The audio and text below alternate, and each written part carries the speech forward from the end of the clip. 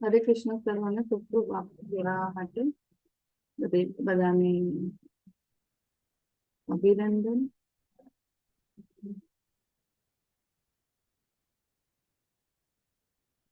આજે મને તમારામાંથી કોઈના પાસેથી સાંભળવું છે કે આજે શું, આજે હવે કયો ખાસ દિવસ છે જેને આખા વિશ્વમાં આપણે આજે સેલિબ્રેટ કરી રહ્યા છીએ. હરે કૃષ્ણ.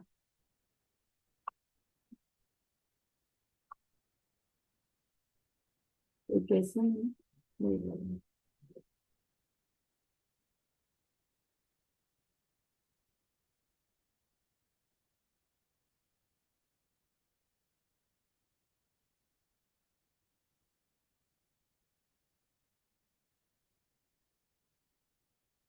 હરે કૃષ્ણ પ્રભુજી, તમારો હેન્ડ રેઝ છે શિવેશ્વર પ્રભુજી. हाँ माता जी, मैं તમને હોસ્ટ બનાવે છે, હોસ્ટ આપજો ને. હરે કૃષ્ણ કૃષ્ણ કૃષ્ણ હરે હરે રામ હરે રામ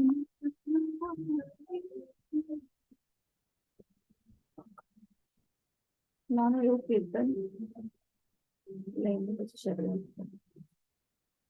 હરે કૃષ્ણ કૃષ્ણ કૃષ્ણ હરે હરે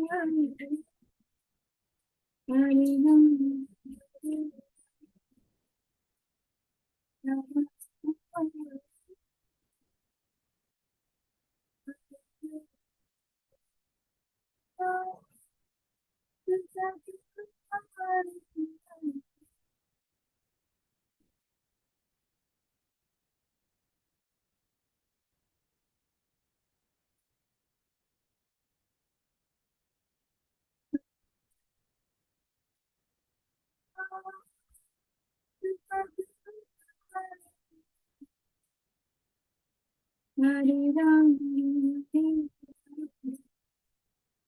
રામ રામ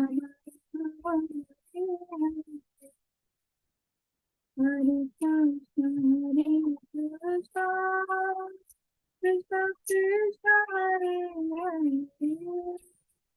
હરે રામ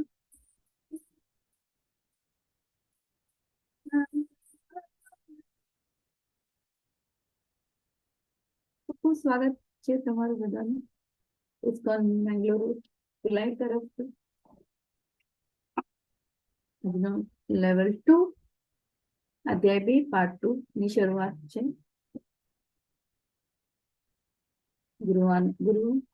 ગુરુના આશીર્વાદ સાથે શ્રી શ્રી રાધા ભગવાનના આશીર્વાદ સાથે આપણે આજની શરૂઆત કરી. ઓમ જ્ઞાનાંજનાશલાકયા ચક્ષુરુન્મિલિતં શ્રી ચૈતન્ય મનોભીષ્ટં સ્થાપિतं येन भूतले स्वयं रूपः कदा मह्यं ददाति स्वपदान्तिकं वन्देऽहं श्रीगुरु श्रीयुतं श्रीगुरुं वैष्णवं श्रीरूपं सागजातं सगण रघुनाथं तं सजीवं सादरं सावधूतं परिजनं सहितं कृष्णचैतन्यपुरं श्रीराधां कृष्णकान्तां सहगणललिता श्रीशाकरितं.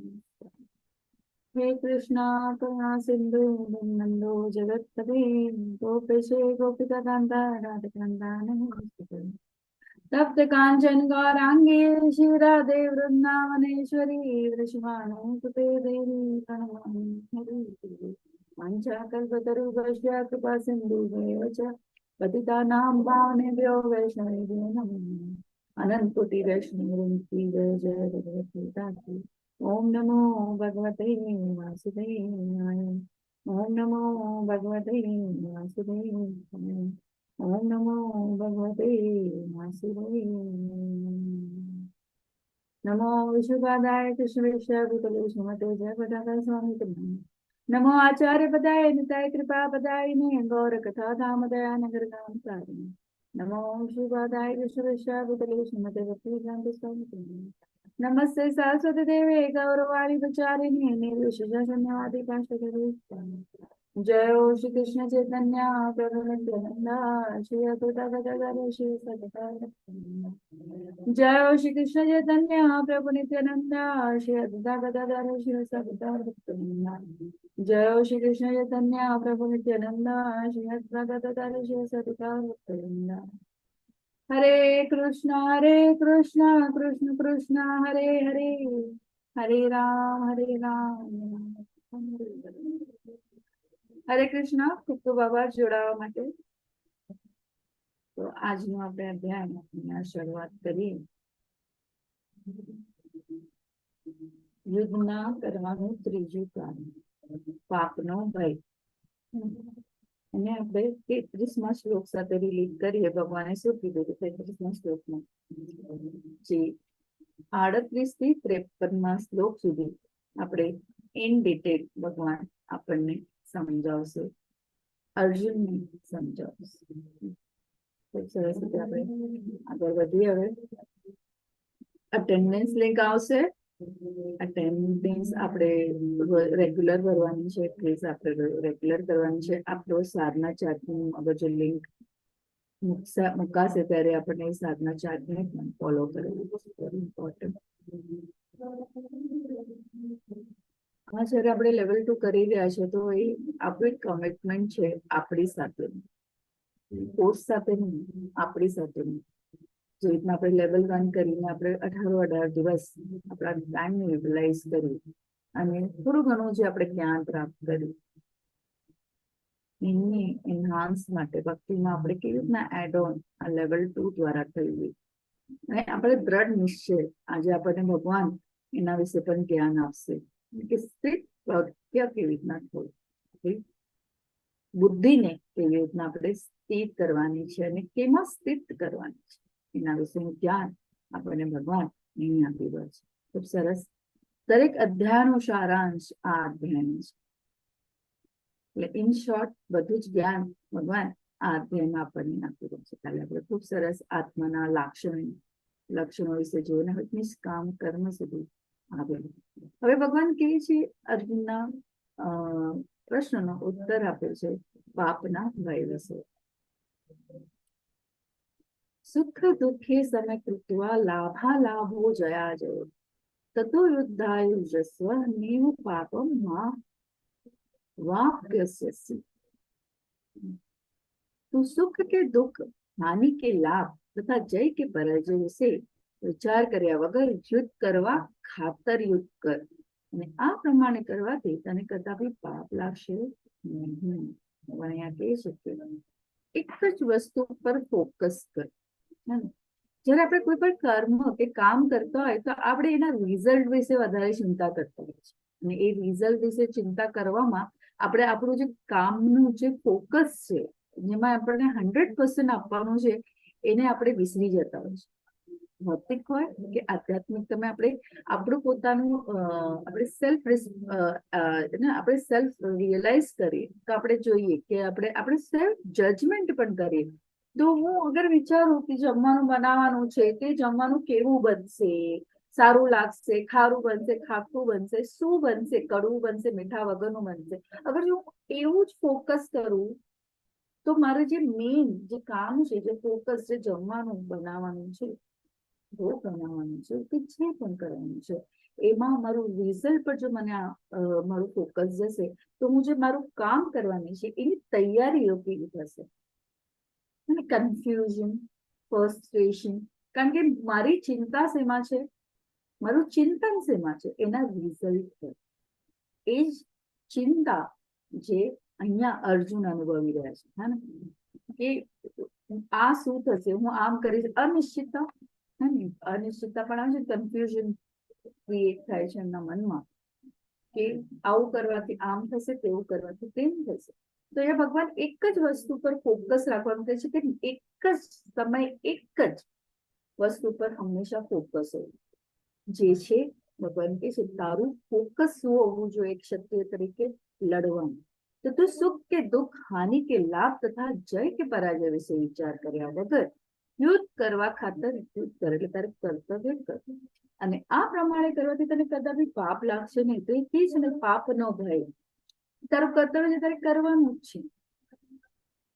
તો રિઝલ્ટ પર તું ધ્યાન આપીશ તો તું ક્યારે પણ એના પર ફોકસ કરીને નથી. તારું ધ્યેય આજનું જે છે યુદ્ધ લડવાનું, એમાં ક્યારે તું ફોકસ કરી નહીં શકે. એટલે ભગવાન સમજાવી રહ્યા છે. એમાં પણ આપણને આ લાઈફ સ્કિલ્સ જે આપણને ભગવાન આ શ્લોક દ્વારા સમજાવી રહ્યા છે કે આપણે પણ જયારે પણ કોઈ કર્મ કરવાની શરૂઆત કરીએ, જયારે આપણે શરૂઆત હમણાં આપણે જો ઘણા બધા આપણામાંથી લેવલ 1 માંથી લેવલ 2 માં આવ્યા, તો આપણને પણ એવું થાય ને કે હું આ લેવલ 1 થી લેવલ 2 માં આવી. એક શ્રદ્ધા છે એના કારણે, પણ આપણી શ્રદ્ધા સાથે આપણી સાથે બીજા બધા બીજું બધું પણ ચાલી રહ્યું છે સાથે સાથે. જે આપણે પહેલા જીવન જીવતા હતા અને હમણાં જીવનમાં કેટલો ફેર છે એને પણ આપણે અનુભવી કરી રહ્યા છે. જ્યારે ક્યારેક ક્યારેક આપણા મનમાં 50-50 વિચારો પણ આવે કે આ ઠીક છે, આ ઠીક નથી, હું શું કરી રહ્યો છું. કારણ કે આપણી જે ફોકસ છે, જે ભગવાન તરફનું આપણે જે ધીરે ધીરે ભગવાનની ભક્તિમાં આગળ વધી રહ્યા છે, એમાં દગવું મગવું પણ છીએ આપણે. ક્યારેક મનમાં શંકા કે હું ઠીક કરી રહી છું, આ બધા આને કહે છે, આ બધું આવું વિચારે છે, હું બરાબર વિચારી રહી છું કે નહીં. પણ અહીંયા ભગવદ્ ગીતામાં ભગવાને આ 38મા શ્લોક દ્વારા અર્જુનના થકી આપણને પણ કહી રહ્યા છે કે જે પણ થઈ રહ્યું છે આપણા જીવનમાં, જે બદલાવ આપણે ભગવાનના શરણે ભગવાનની સેવામાં લાગી રહ્યા છે, એ એક જ સિંગલ માઇન્ડેડ આપણે ફોકસ રહેવાનું છે. અને એ છે ભગવાન પ્રત્યેની આપણી સેવા અને આપણા જીવનનું એક લક્ષ્ય. તો ભગવાન કહે છે, અને એ લક્ષ્યમાં પણ શું છે, ભગવાન કહે છે એમાં કોઈ હાનિ પણ નથી. ભગવાન કહે છે તું નિયત કર્મ કર, તો તને એ પ્રમાણે કરવાથી તને કદાપી પાપ લાગશે નહીં. સરસ. એટલે ભગવાન અહીંયા અર્જુનને સમજાવ્યો છે. 39નો શ્લોક પર આવ્યો. મેં અહીં ઉત્કરાત્મક અભ્યાસ સાંખ્ય દ્વારા આ જ્ઞાનનું વર્ણન કરું છું. હવે નિષ્કામ ભાવે કર્મ કરવા વિશે સમજાવું છું, તે સાંભળ. હે પૃથા પુત્ર, જો તું એવા જ્ઞાનથી કર્મ કરીશ તો કર્મ બંધનમાંથી પોતાને મુક્ત કરી શકી. ભગવાને આપણને કેટલા સરળ અને સહજ શબ્દમાં અહીંયા અર્જુનને પણ સમજાવી રહ્યા છે કે અહીં ઉત્કારા, મેં અહીં ભગવાને પોતે કીધું શું કર્યું છે, મેં અભ્યાસ દ્વારા આ જ્ઞાનનું સરસ રીતે ભગવાન કહે છે કે આ જ્ઞાન સંપૂર્ણ છે. સાંખ્ય એટલે શું? અહીંયા સાંખ્ય દ્વારા ભગવાને જ્ઞાન, સંપૂર્ણ જ્ઞાન, જે પરમ લક્ષ્ય છે એનું વર્ણન કરે છે. સાંખ્ય એટલે સંપૂર્ણ રીતે, સાંખ્ય એટલે કે ગણતરીમાં આપણે સંખ્યા કહીએ એટલા સાંખ્ય. અહીંયા આપણને ભગવાને સંપૂર્ણ જ્ઞાન આપ્યું છે, અને એ સંપૂર્ણ જ્ઞાન છે આત્મા. આપણે કોણ છે? આત્મા. ભગવાન કે છે ઉત્કરણાત્મક અભ્યાસ. આ જ્ઞાનનું અહીંયા આ જ્ઞાન આપણે આત્માના કેટલા કેરેક્ટરિસ્ટિક્સ જોયા, આપણે કેટલા લક્ષણો જોયા, ટોટલ કેટલા હતા? કોઈને યાદ છે? કાલે આપણે કર્યા હતા, નંબર હતું અમાપ. યાદ કરો, રિવાઇઝ કરો.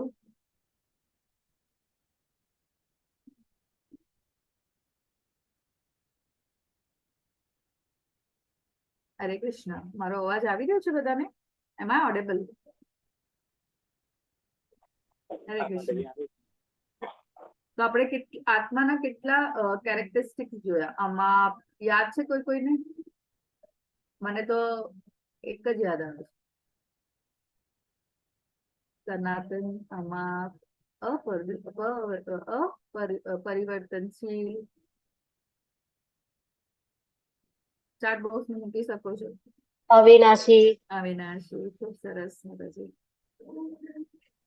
હરે કૃષ્ણ માતાજી. હરે આત્માને ભૂલાવી શકાતો નથી, આત્માને ભીંજવી શકાતો નથી, આત્માનો નાશ થતો નથી, અને આત્મા અમર છે. શરીરનું મૃત્યુ થાય છે, આત્મા મરતો નથી. હરે કૃષ્ણ માતા. હરી બોલ. ખૂબ ખૂબ સરસ માતાજી. ખૂબ ખૂબ આનંદ થયો કે આપણે જ્યારે ભગવાનને આપેલા જ્ઞાનને એ રીતના આત્મસાત કરીએ અને થોડું રિવિઝન પણ કરી લઈએ તો ખૂબ સરસ. Two way communication, two way interaction પણ થાય સાથે સાથે. તો ભગવાને આપણને આ આધ્યાત્મિક જ્ઞાન આપ્યું એ શું છે એ જ્ઞાનનું ભગવાન કે છે મેં વર્ણન કર્યું છે. હવે નિષ્કામ ભાવે કર્મ કરવા વિશે સમજાવું છું. નિષ્કામ ભાવ ભગવાન અહીંયા કર્મ વિશે સમજાવશે. તે સાંભળ. ભગવાન કે છે શું શું એટલે ખૂબ જ જરૂરી આ શબ્દ છે. ભગવાન હંમેશા આપણને પણ અટેન્ટિવલી સાંભળવા કહે છે. જુઓ, શું એટલે સાંભળ. આ શ્રવણ કરવું અને પછી મનન કરીને એને એક્શનમાં લેવું ખૂબ જરૂરી છે. ભગવાન કે છે સાંભળ. ભગવાન અહીંયા અર્જુનને પણ કહી રહ્યા છે અને આપણને પણ સાથે સાથે આ જ્ઞાનને સમજવાની માટેની ચિતાર કહી રહ્યા છે કે કેવી રીતના આપણે આ જ્ઞાનને આત્મસાત કરવું જોઈએ. હવે અહીંયા જોયું ભગવાને આપણને અલગ અલગ પ્રકારના જ્ઞાનથી અવગત કર્યા. શું કીધું? આધ્યાત્મિક જ્ઞાન, ભૌતિક જ્ઞાન, લૌકિક જ્ઞાન. ભૌતિક લૌકિક જ્ઞાન પણ એને સમજાવ્યું અને પછી સાચા જ્ઞાનની શરૂઆત ભગવાન હવે અહીંયાથી કરી રહ્યા છે. કેવી રીતના? તો પહેલા કરુણા કરવાથી આધ્યાત્મિક જ્ઞાનની એમને સમજૂતી આપી કે તને દુઃખ થઈ રહ્યું છે, તને કરુણા થઈ રહી છે, તો આધ્યાત્મિક જ્ઞાન એટલે આત્માનું જ્ઞાન આપ્યું. પછી ભૌતિક અને લૌકિક જ્ઞાન તરીકે આપ્યું કે તું જો બંને કરે તો એમાં કોઈ હાનિ નથી. તું સામ્રાજ્ય પણ મેળવીશ, કે મૃત્યુ પામશે તો તું સ્વર્ગમાં પણ જઈશ, એટલે તેમાં તને કોઈ હાનિ પણ નથી. પણ હવે ભગવાન અહીંયા કહે છે કે નિષ્કામ ભાવે કર્મ કરવા વિશે. એટલે અહીંયા શરૂઆત થાય છે એક સાચા જ્ઞાનની કે આપણે હંમેશા વિચારતા કે આપણે કયા પ્રકારનું કર્મ કરવાથી આપણે કર્મ બંધનમાં ના બંધાય. ભગવાન અહીંયાથી શરૂઆત કરી રહ્યા છે. ભગવાન કહે છે કે કર્મ બંધનમાંથી પોતાને મુક્ત કરી શકે. આ બુદ્ધિ યોગમાં પ્રયાસ કરવામાં કોઈ હાનિ નથી અથવા ઘટાડો પણ નથી. ભગવાને કીધું કે આ બુદ્ધિ એટલે બુદ્ધિ, એ બુદ્ધિ કઈ? બુદ્ધિ વાપરવાથી જ, આપણે જ્ઞાન પ્રાપ્ત કરવાથી જ, આ બુદ્ધિને પ્રયોગમાં લેવાથી જ આપણે ભગવાનની ભક્તિને આગળ વધારી શકીએ છીએ. આપણા આગળ મનમાં અગર જો કોઈ પણ શંકા રહી જાય ને તો આપણે શ્રદ્ધા ભાવે ક્યારે પણ સમર્પિત ભાવે ભગવાનની સેવા ના કરી શકીએ. તો એ ખૂબ જ જરૂર છે. ભગવાન એમ કહે છે કે આ બુદ્ધિ યોગમાં પ્રયાસ કરવામાં કોઈ હાનિ નથી અથવા ઘટાડો પણ નથી. અને આ માર્ગ પર કરેલી થોડી સી પ્રગતિ પણ વ્યક્તિનું મહાન ભયમાંથી રક્ષણ કરી શકે છે. ખૂબ સરસ. અહીંયા ભગવાન આપણને શું કહી રહ્યા છે કે થોડી ઘણી પણ તમે પ્રગતિ કરી હોય. અહીંયા આપણે હનુમાનજીનું ચિત્ર દ્રશ્યમાન થયું છે અને શું ભગવાનની માટે થોડી ઘણી કરેલી એમની સેવા. ભલે એમણે શું કર્યું હતું, એમણે ક્રોધમાં આવીને લંકા ને બાળી હતી. જયારે ત્યાં ગયા હતા આપણે પણ એ ઘટના આપણને ખબર છે. પણ શાના માટે કરવામાં આવ્યું હતું? ભગવાનની સેવા. તો ભગવાન કહીએ છે અહીંયા પણ કે આ માર્ગ પર કરેલી થોડી સી પ્રગતિ પણ વ્યક્તિનો મહાન ભયમાંથી રક્ષણ કરી શકે છે. યુદ્ધ ન કરવાનું પાછું કારણ અનિર્ણયતા નો જવાબ ભગવાન હવે આપે છે. 41મો શ્લોક. કન્ફ્યુઝન, ફોકસ ખૂબ જરૂરી છે. તો આપણે આ ભગવાને આપેલા માર્ગ જ્ઞાનને સમજવું કે નિષ્કામ કરવું ખૂબ જરૂરી છે. તો હે કુરુનંદન, જે મનુષ્ય માર્ગ પર છે તેઓ ઉદ્દેશમાં દ્રઢ સંકલ્પ વાળા હોય છે અને તેમનું ધ્યેય પણ એક જ હોય છે. જેઓ દ્રઢ નિશ્ચય નથી તેમની બુદ્ધિ અનેક શાખાઓમાં વિભક્ત થયેલી હોય છે. ભગવાન હંમેશા અર્જુનને પ્રોત્સાહિત કરવા માટે એવા શબ્દોનો ઉપયોગ કરી રહ્યો છે અને અહીંયા પણ કહે છે કે કુરુનંદન, કુરુમાં શ્રેષ્ઠ વ્યવસાયાત્મિકા બુદ્ધિ રહેકે કુરુનંદન બહુશાખા વિન્યતાશ્ચ બુદ્ધયો વ્યવસાયિના. દ્રઢ સંકલ્પ રહે. જો તમે દ્રઢ ના હો તો આ જર્ની ખૂબ જ કહેવાય કે એકદમ આપણે ખૂબ સરળ અને સહજ વસ્તુ ભગવાન આપણને સમજાવવા માંગે છે. પણ જયારે આપણે માયાના પ્રભાવમાં હોવાથી કન્ડિશન સોલ તરીકે આપણે કહેવાય કે બદ્ધ જીવ તરીકે આપણે હોય છે, કારણ કે આપણે એક માયાના પ્રકારના છે.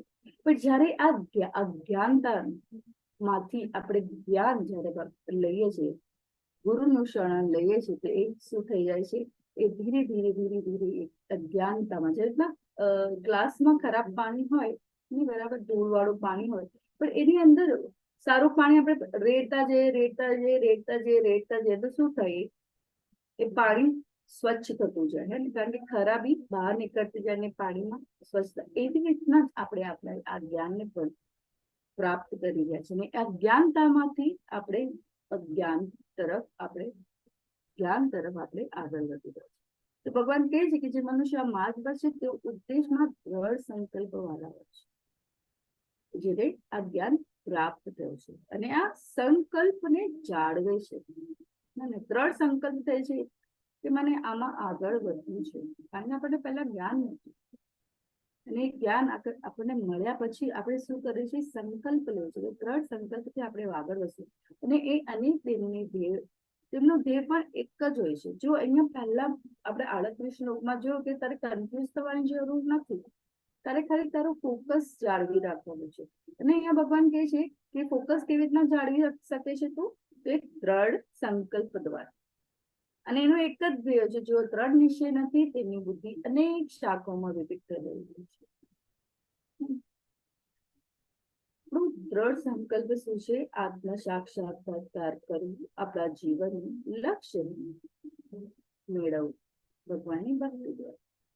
હવે જે અહીંયા ભગવાન કમ્પેરિઝન પણ કરી રહ્યા છે કે તે જે દ્રઢ નિશ્ચય નથી, તેની બુદ્ધિ અનેક શાખાઓમાં વિભક્ત થયેલી હોય છે. એટલે કન્ફ્યુઝન શું છે, શું નહીં કરવું, તો એ લોકોનું એ અજ્ઞાનતાના કારણે એ મોહવશ થઈને એવું કર્મ કરે છે, જેને શું કરે છે, દ્રઢ નિશ્ચય કરાતા નથી. શાનું દ્રઢ, તો આત્મજ્ઞાન. કોઈ આત્મા એટલા ઘણા બધા કહેવાય કે બુદ્ધિશાળી હોય, શાસ્ત્રોનું અધ્યયન કરેલું હોય, પણ જો સેલ્ફ રિયલાઇઝ સોલ ના હોય, તો એ ક્યારેય પણ એને આત્મસાત કરી શકતો નથી, અને એ જીવનનું લક્ષ્ય જાણતો નથી. તેમની શું થઈ જાય છે, બુદ્ધિ વિભક્ત થયેલી હોય છે. અલ્પજ્ઞાની મનુષ્ય વેદોની કે આમ આલંકારિક વાણી પ્રત્યે અતિશય આસક્તિ ધરાવે છે, કે જે સ્વર્ગ પ્રાપ્તિ, ઉત્તમ જન્મ, સત્તા વગેરે માટે વિવિધ સકામ કર્મો કરવાની ભલામણ કરે છે. વિષય ભોગ તથા વૈભવી જીવનના ઈચ્છુક હોવાથી તેઓ કહે છે કે આનાથી વધારે સારું કઈ છે નહીં. એમાં એ લોકોનું અલ્પજ્ઞાની એટલે કે ઓછી બુદ્ધિ વાળા. હવે આપણે અહીંયા અલ્પજ્ઞાની એટલે કે જે અભણ હોય, એ જેને ક્યારેક સ્કૂલમાં ન ગયા એવા અલ્પજ્ઞાની, જેને ભગવાનના વિશેનું જ્ઞાન નથી. એ અલ્પજ્ઞાની એવા લોકો કે જેવા લોકોએ પોતાના મનુષ્ય જીવનનો ધ્યેય શું છે જાણતા નથી. એવા લોકો, એ લોકો શું કરે, અલ્પજ્ઞાની લોકો મનુષ્ય વેદોની આલંકારિક વાણી પ્રત્યે અતિશય આસક્તિ ધરાવે છે. આપણે જોયું કે આપણા વેદોમાં ઘણા બધા એવા ઉપાયો આપવામાં આવે છે, જ્યોતિષશાસ્ત્ર છે, ઘણું બધી એવી બધી વસ્તુઓ છે જ્યાં અમુક ટૂચકાઓ આપવામાં આવે છે, કે અમુક સોલ્યુશન આપવામાં આવે છે, કે અહીંયા આટલા 21 લાડુ ચડાવો તો તમને આટલી સિદ્ધિ મળશે, કે આ અમુક દેવોની તમે ઉપાસના કરો તો તમને આનું ફળ આ મળશે, આનું ફળ આ મળશે. એવી આલંકારિક જે મનુષ્યને કહેવાય કે શોર્ટ ટર્મ સોલ્યુશન, જે શોર્ટ ટર્મ સોલ્યુશન છે એમાં જ વધારે ઇન્ટરેસ્ટ, કારણ કે ઇન્સ્ટન્ટ છે ને. આજે લોકોને ઇન્સ્ટન્ટ વસ્તુમાં, આજે ફાસ્ટ ફોરવર્ડ જમાનામાં બધાને ઇન્સ્ટન્ટ બધું જોઈએ, તરત જ જોઈએ છે, કે હું આની ઉપાસના કરું છું, મને આ ફળ મળવું જોઈએ, હું આને ફોલો કરું છું, મને આના તરફથી જે રીતના હું કોઈ ઇન્વેસ્ટમેન્ટ કરું તો આ તરત જ મને એને ઇન્સ્ટન્ટ રિઝલ્ટ પણ મળવું જોઈએ, રાઈટ? એવી જ રીતે આપણે પણ આવા વિષય ભોગમાં લાગેલા છે, કે જેમાં આપણને ઇન્સ્ટન્ટ બધું મળે, ને જે લોંગ ટર્મ છે, જે મનુષ્ય જીવનનો ધ્યેય છે, એને આપણે ઓળખી શકતા નથી. ને એ લોકો એવા લોકો શું છે, આલંકારિક વાણી પ્રત્યે અતિશય આસક્તિ ધરાવે છે, જે સ્વર્ગ પ્રાપ્તિ એટલે શોર્ટ ટર્મ સ્વર્ગ પ્રાપ્તિ થાય તો આપણે જોયું કે શું થાય છે, સ્વર્ગની પણ પ્રાપ્તિ થઈ જાય તો પણ એ અમુક પુણ્ય દ્વારા આપણે અમુક સમય સુધી ત્યાં રહીએ છીએ અને પાછું આપણને અહીં આવવું પડે છે. આની ચર્ચા હું આટલા માટે કરું છું કે આપણે લેવલ 1 પૂરું કર્યું ને આપણે ખબર છે કે જન્મ મૃત્યુના ચક્રમાં આપણને પાછું આવન જાવન કરવું પડે છે. ઉત્તમ જન્મ આપણે ચિત્રકેતુનું એક્ઝામ્પલ પણ જોયું અને સત્તા વગેરે માટે વિવિધ સકામ કર્મો કરવાની ભલામણ આપે છે. આપણે જોયું કે શું છે, વેદોમાં પણ આપણે જોયું કે એવા ઘણા કર્મકાંડો છે જેનાથી સોલ્યુશન ઉપાય આપવામાં આવે છે. એવું કર્મકાંડ પણ જ્ઞાનકાંડ પણ છે અને જ્ઞાનકાંડ પછી આવે છે ઉપાસના કાંડ. એવા 3 વિભાગોમાં આપણે પાડેલી કહેવાય કે વેદોમાં આપણે આટલું અધ્યયન નથી કર્યું પણ આપણને ખબર છે એવા વેદોમાં કે અમુક લોકો આપણે વોટ્સઅપ રીલ્સ જોતા હોય છે, લાઈક ઇન્સ્ટાગ્રામ રીલ્સ જોતા તો અમુક લોકોનું રીલ્સમાં આવે કે આ આવું કરવાથી આપણને આ લાભ થશે. That is what we are attracted two that. કારણ કે આપણે જીવનનું મૂલ્ય જાણતા નથી. આપણને એવું લાગે કે આ સોલ્યુશન કરવાથી મારા જીવનમાં, મારા ઘરમાં શાંતિ આવશે. અને શાંતિ કેવી રીતના આવશે? તો પૈસા હશે તો શાંતિ આવશે. પણ આવા કર્મકાંડમાં આપણું શું થાય છે? પતન થાય છે. રાઈટ? આપણે એવી નાની ઇન્ટરેસ્ટ વાળી જે કહે ને કે નાના ઇન્ટરેસ્ટમાં આપણે ખુશ થઈ જઈએ છીએ, કારણ કે આપણને પછી એમાં આસ્થા લાગે છે. તો ભગવાન કહે છે કે આલંકારિક વાણી પ્રત્યે અતિશય આસક્તિ ધરાવે છે, કે જે સત પ્રાપ્તિ, ઉત્તમ જન્મ, સત્તા વગેરે માટે વિવિધ સકામ કર્મો કરવાની ભલામણ કરે છે. વિષયભોગ તથા વૈભવી જીવનના ઈચ્છુક હોવાથી તેઓ કહે છે કે આનાથી વધારે સારું કંઈ જાણ હોતું જ નથી. ને કારણ કે આપણને શોર્ટ ટર્મ લાભોમાં શું મળે છે? ખુશી મળે છે, શાંતિ મળે છે. પણ એ અમુક શોર્ટ ટર્મ ખુશી એ જીવન પર્યંત રહેતી નથી. એ પણ શું છે?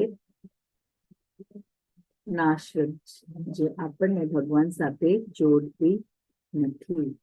હવે આપણે જો કે આ છે કર્મકાંડ. તો જ્ઞાનકાંડમાં શું આવે? જ્ઞાનકાંડમાં આવે કે આપણે ભગવાનના વિશે જાણવાની ઉત્કૃષ્ટતા દાખવે છે અને એના પછી ભગવાન વિશે સમજવાની, એમના વિશે જાણવાની, અને એને જાણીને પછી આપણે ઉપાસના કાંડ સુધી આગળ વધીએ, જે રીતના ભક્તિ દ્વારા આપણે ભગવાનને કેવી રીતના પ્રાપ્ત કરી શકીએ અને એ રીતે આપણે ભગવાનની સમીપ જઈ શકીએ. તો એ જ્ઞાન દ્વારા ભગવાન કહે છે કે અહીંયા આપણને સમજાવ્યું કે એ દ્રઢ સંકલ્પ વાળા જ કરી શકે છે. અને અહીંયા જે અલ્પજ્ઞાની છે એઓ ફક્ત આવા શોર્ટ ટર્મ ઇન્ટરેસ્ટમાં જ શું કહે છે? ખુશ રહે છે. તેઓ ક્યારેય પણ આત્મજ્ઞાની બની શકતા નથી. તો અહીંયા ભગવાન કહે છે 44મા શ્લોક,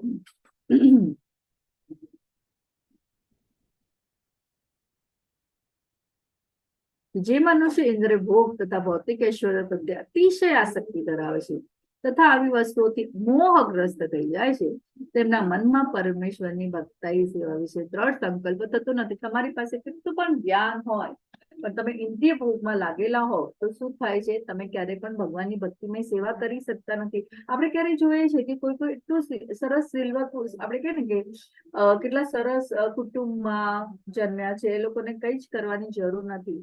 પણ આ ભોગ ઐશ્વર્ય પણ ભગવાને આપેલી, એના કરેલા કર્મો પ્રમાણે એને મળે છે. પણ એ એના માટે આપવામાં આવે છે જેથી કરીને એ સરળ અને સહજ રીતે ભગવાનની સેવા કરી શકે. પણ એમાં એટલું આસક્ત થઈ જાય છે કે ભગવાન સાથેનું પોતાનું જે કનેક્શન છે એને ભૂલી જાય છે. અને એ શું થાય છે કે ભગવાનની ભક્તિની સેવા કરી શકતો નથી. એ ફક્ત ને ફક્ત ભોગ ઐશ્વર્યમાં લાગેલો હોય છે. તો જરૂરી છે આને સમજવાનું. ભોગ ઐશ્વર્ય પ્રસક્તાનું, ભોગ ઐશ્વર્ય પ્રસક્તાનામ દયા પરતો ચેતસાન વ્યવસાત્યાત્મિકા બુદ્ધિ સમાધોમાં વિધીયતે. એ કહે છે કે મોહગ્રસ્ત થવાથી એ ક્યારે પણ પોતાના આવા સંકલ્પમાં દ્રઢ થઈ શકતો નથી. કારણ કે બધાને એમ મને તો બધું જ છે, મારા ઘરમાં બધી શાંતિ છે, મારી પાસે બધું જ છે, આઈ એમ હેપી.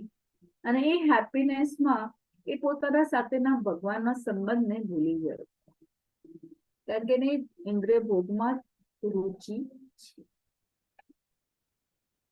તો વેદોમાં મુખ્યત્વે ભૌતિક પ્રકૃતિના 3 ગુણોનું વર્ણન થયું છે. અર્જુન આ 3 ગુણોથી પર થા, સર્વ દ્વંદ્વોથી તેમજ લાભ તથા સુરક્ષાની બધી ચિંતાઓથી રહિત થઈ આત્મપરાયણ. ભગવાને કીધું તમે જે આત્માનું જ્ઞાન આપ્યું છે, નિષ્કામ ભાવે કર્મ કરતો જાઓ, અને આ બધા દ્વંદ્વોથી તેમજ લાભ તથા સુરક્ષાની બધી ચિંતાઓથી રહિત થઈ આત્મપરાયણ થાય. એક ગુરુ તરીકે ભગવાન અર્જુનને ખૂબ જ સરસ આ જ્ઞાન આપી રહ્યું છે. વેદોમાં મુખ્યત્વે ભૌતિક પ્રકૃતિના 3 ગુણોનું વર્ણન થયું છે. એ અર્જુન આ 3 ગુણોથી પર.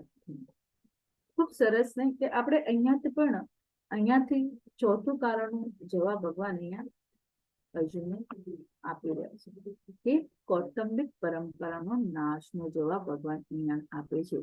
ત્રિગુણ્ય વિષયા વેદા નિસસ્ત્રિગુણયો ભવાર્જુન નિબંધો નિત્ય તવસ્તો નિયોર વિષેમ આત્મવાન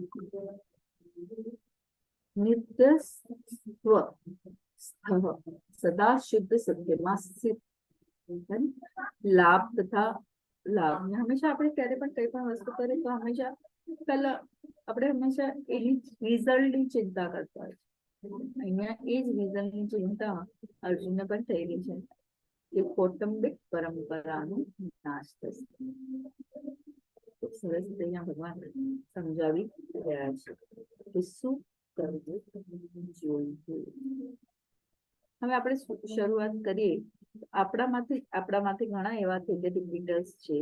પોતાનું જ એક્ઝામ્પલ સ્વઅનુભવ કહું તો આ જ્ઞાન પ્રાપ્ત નહોતું જયારે 3 વર્ષ પહેલા જયારે અમે જોઈન થયા હતા કોરોના સમય,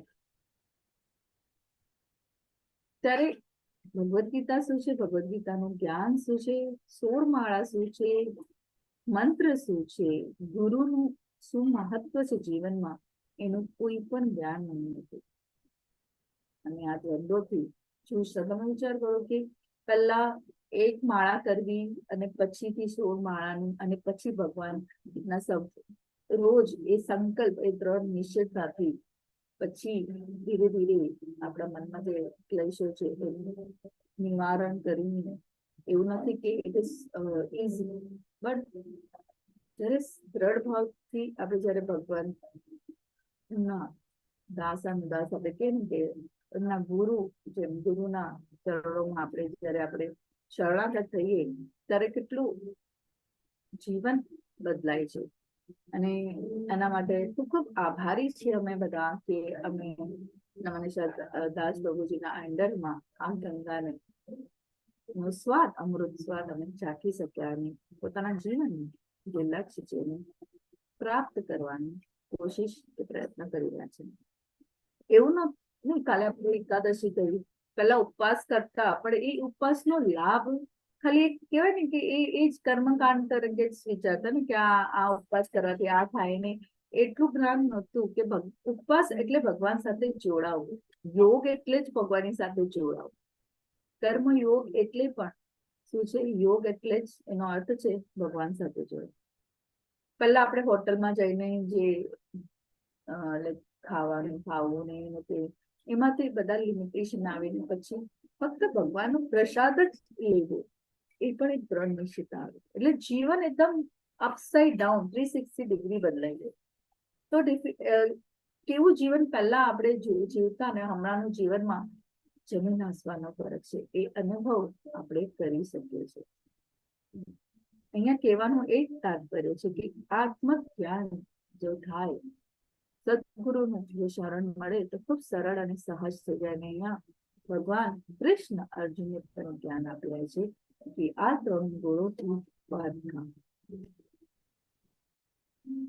અર્જુન આ 3 ગુણી છે, 3 ગુણી માયા એટલે સત્વગુણ, રજોગુણ ને સામાન્ય. આપણે એનાથી ઉપર ઉઠવાનું છે, આપણે ગુણાતીત થવાનું છે. ભગવાન કહે છે કે આત્મપરાયણ થાય.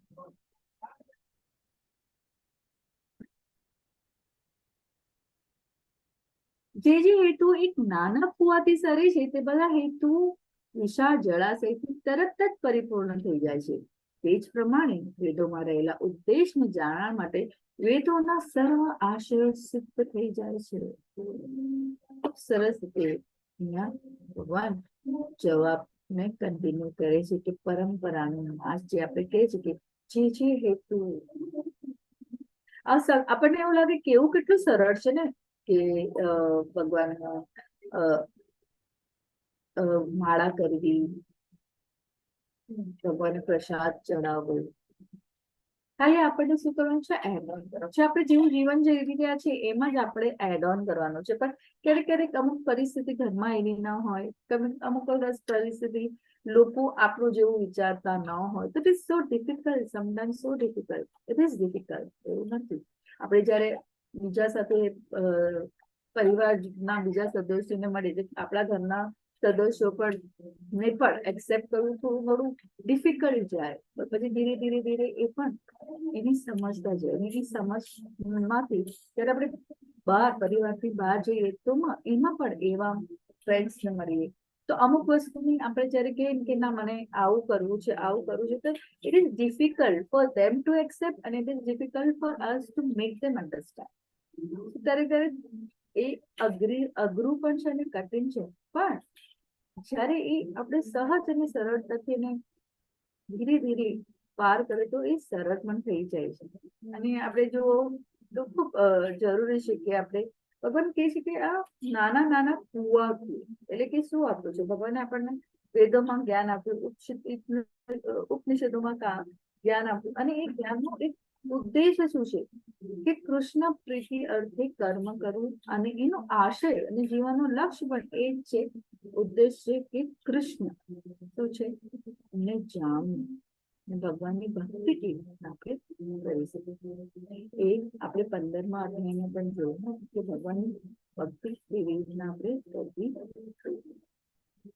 તો main important supplier of the all Vedas is Krishna. અને એમને કહે છે કે નાના કુવાથી જે સરે છે તે બધા હેતુ એક વિશાળ જળાશયની તરત જ પરિપૂર્ણ થઈ જાય છે. એટલે નાના કુવાનું આપણે કહીએ ઉપનિષદો પુરાણો એવો સમય છે આપણી પાસે, આટલા આપણે અહીંયા 700 શ્લોકને લર્ન કરવાનું, સમજવાની આપણે કોશિશ કરી રહ્યા છે, પ્રયત્ન કરી રહ્યા છે. એવા લાખો શ્લોકો છે જેને આપણે વાંચવાનો સમજવાનો પણ સમય નથી. તો આટલા નાના હેતુ ભગવાન કહે છે આમાંથી જ આ સમાપ્ત ભગવદ્ ગીતામાં જ આપેલા જ્ઞાનને જો આપણે કેળવી લઈએ, જાણી લઈએ, જેને જીવનમાં ઉતારી લઈએ તો ઇઝી તે શું થઈ છે? વેદોના સર્વ આશયોને સિદ્ધ કરી જશે. તો આ જ્ઞાનમાં જ આપણને આ જ્ઞાન મળી જાય છે કે આપણે કેવું કર્મ ને કોના પ્રત્યે, કોના પ્રીતિ અર્થે કર્મ કરવું છે.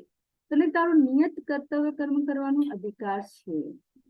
નિષ્કામ કર્મની પરિભાષા ભગવાન અહીંયા સમજાવી રહ્યા છે. તને તારું નિયત કર્તવ્ય કર્મ કરવાનો અધિકાર છે, પરંતુ તને કર્મના ફળો પર અધિકાર નથી.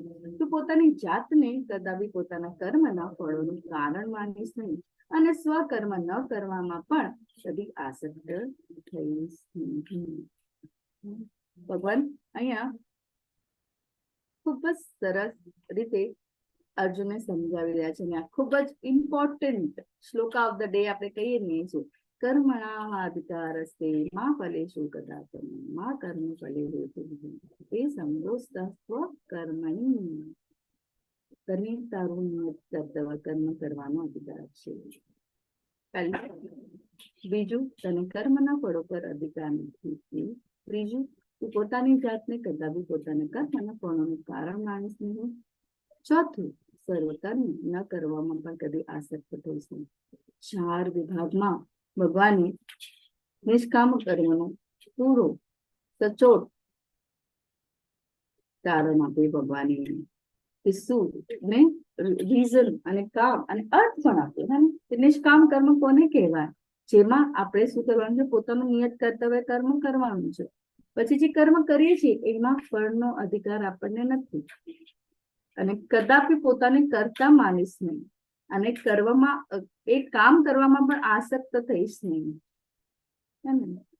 ખૂબ સરસ રીતે ભગવાન કહે છે કે તારા સ્વભાવ અને કર્મ ગુણો પ્રમાણે તારે કર્મ કરવાનું છે. એક ક્ષત્રિય તરીકે તારું નિયત કર્મ કર્તવ્ય કર્મ છે યુદ્ધ લડવાનું. દરેક કર્મના ફળો પર અધિકાર નથી.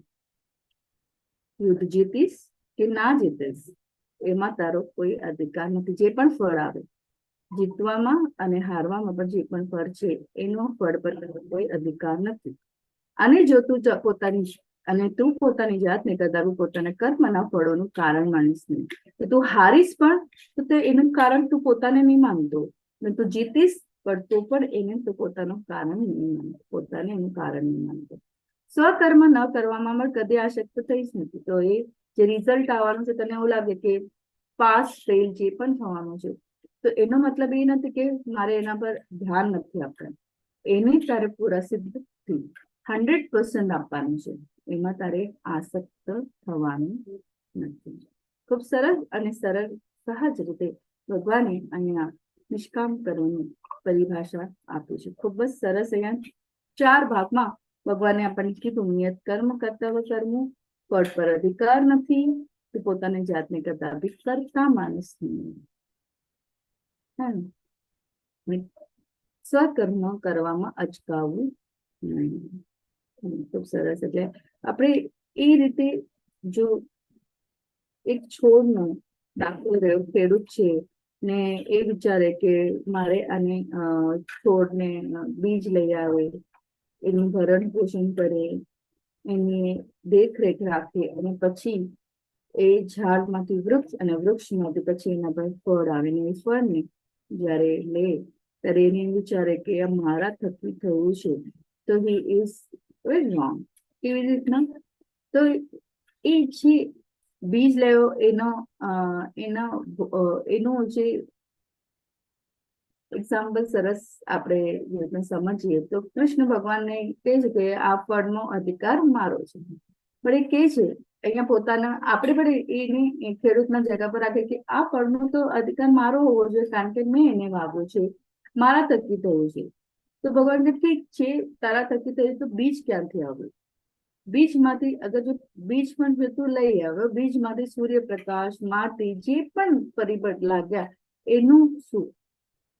તો જો ભગવાન અહીંયા એ રીતે સમજાવવાનું, અને એ રીતના આપણે એને અર્જુન થકી અને આ ખેડૂતના એક્ઝામ્પલ થકી પણ આપણે સમજી શકીએ કે આપણે જયારે વિચારે કે અને આપણે જયારે કોઈ કર્મ પણ કરીએ છે ને, કોઈ વસ્તુ આપણે કરવા લીધી તો આપણે એમ થયું કે આ મારા થકી થયું છે, અને જયારે આપણે એની કરતા માની લઈએ અને પછી જયારે એનું રિઝલ્ટ નેગેટિવ આવે તો શું કરે છે?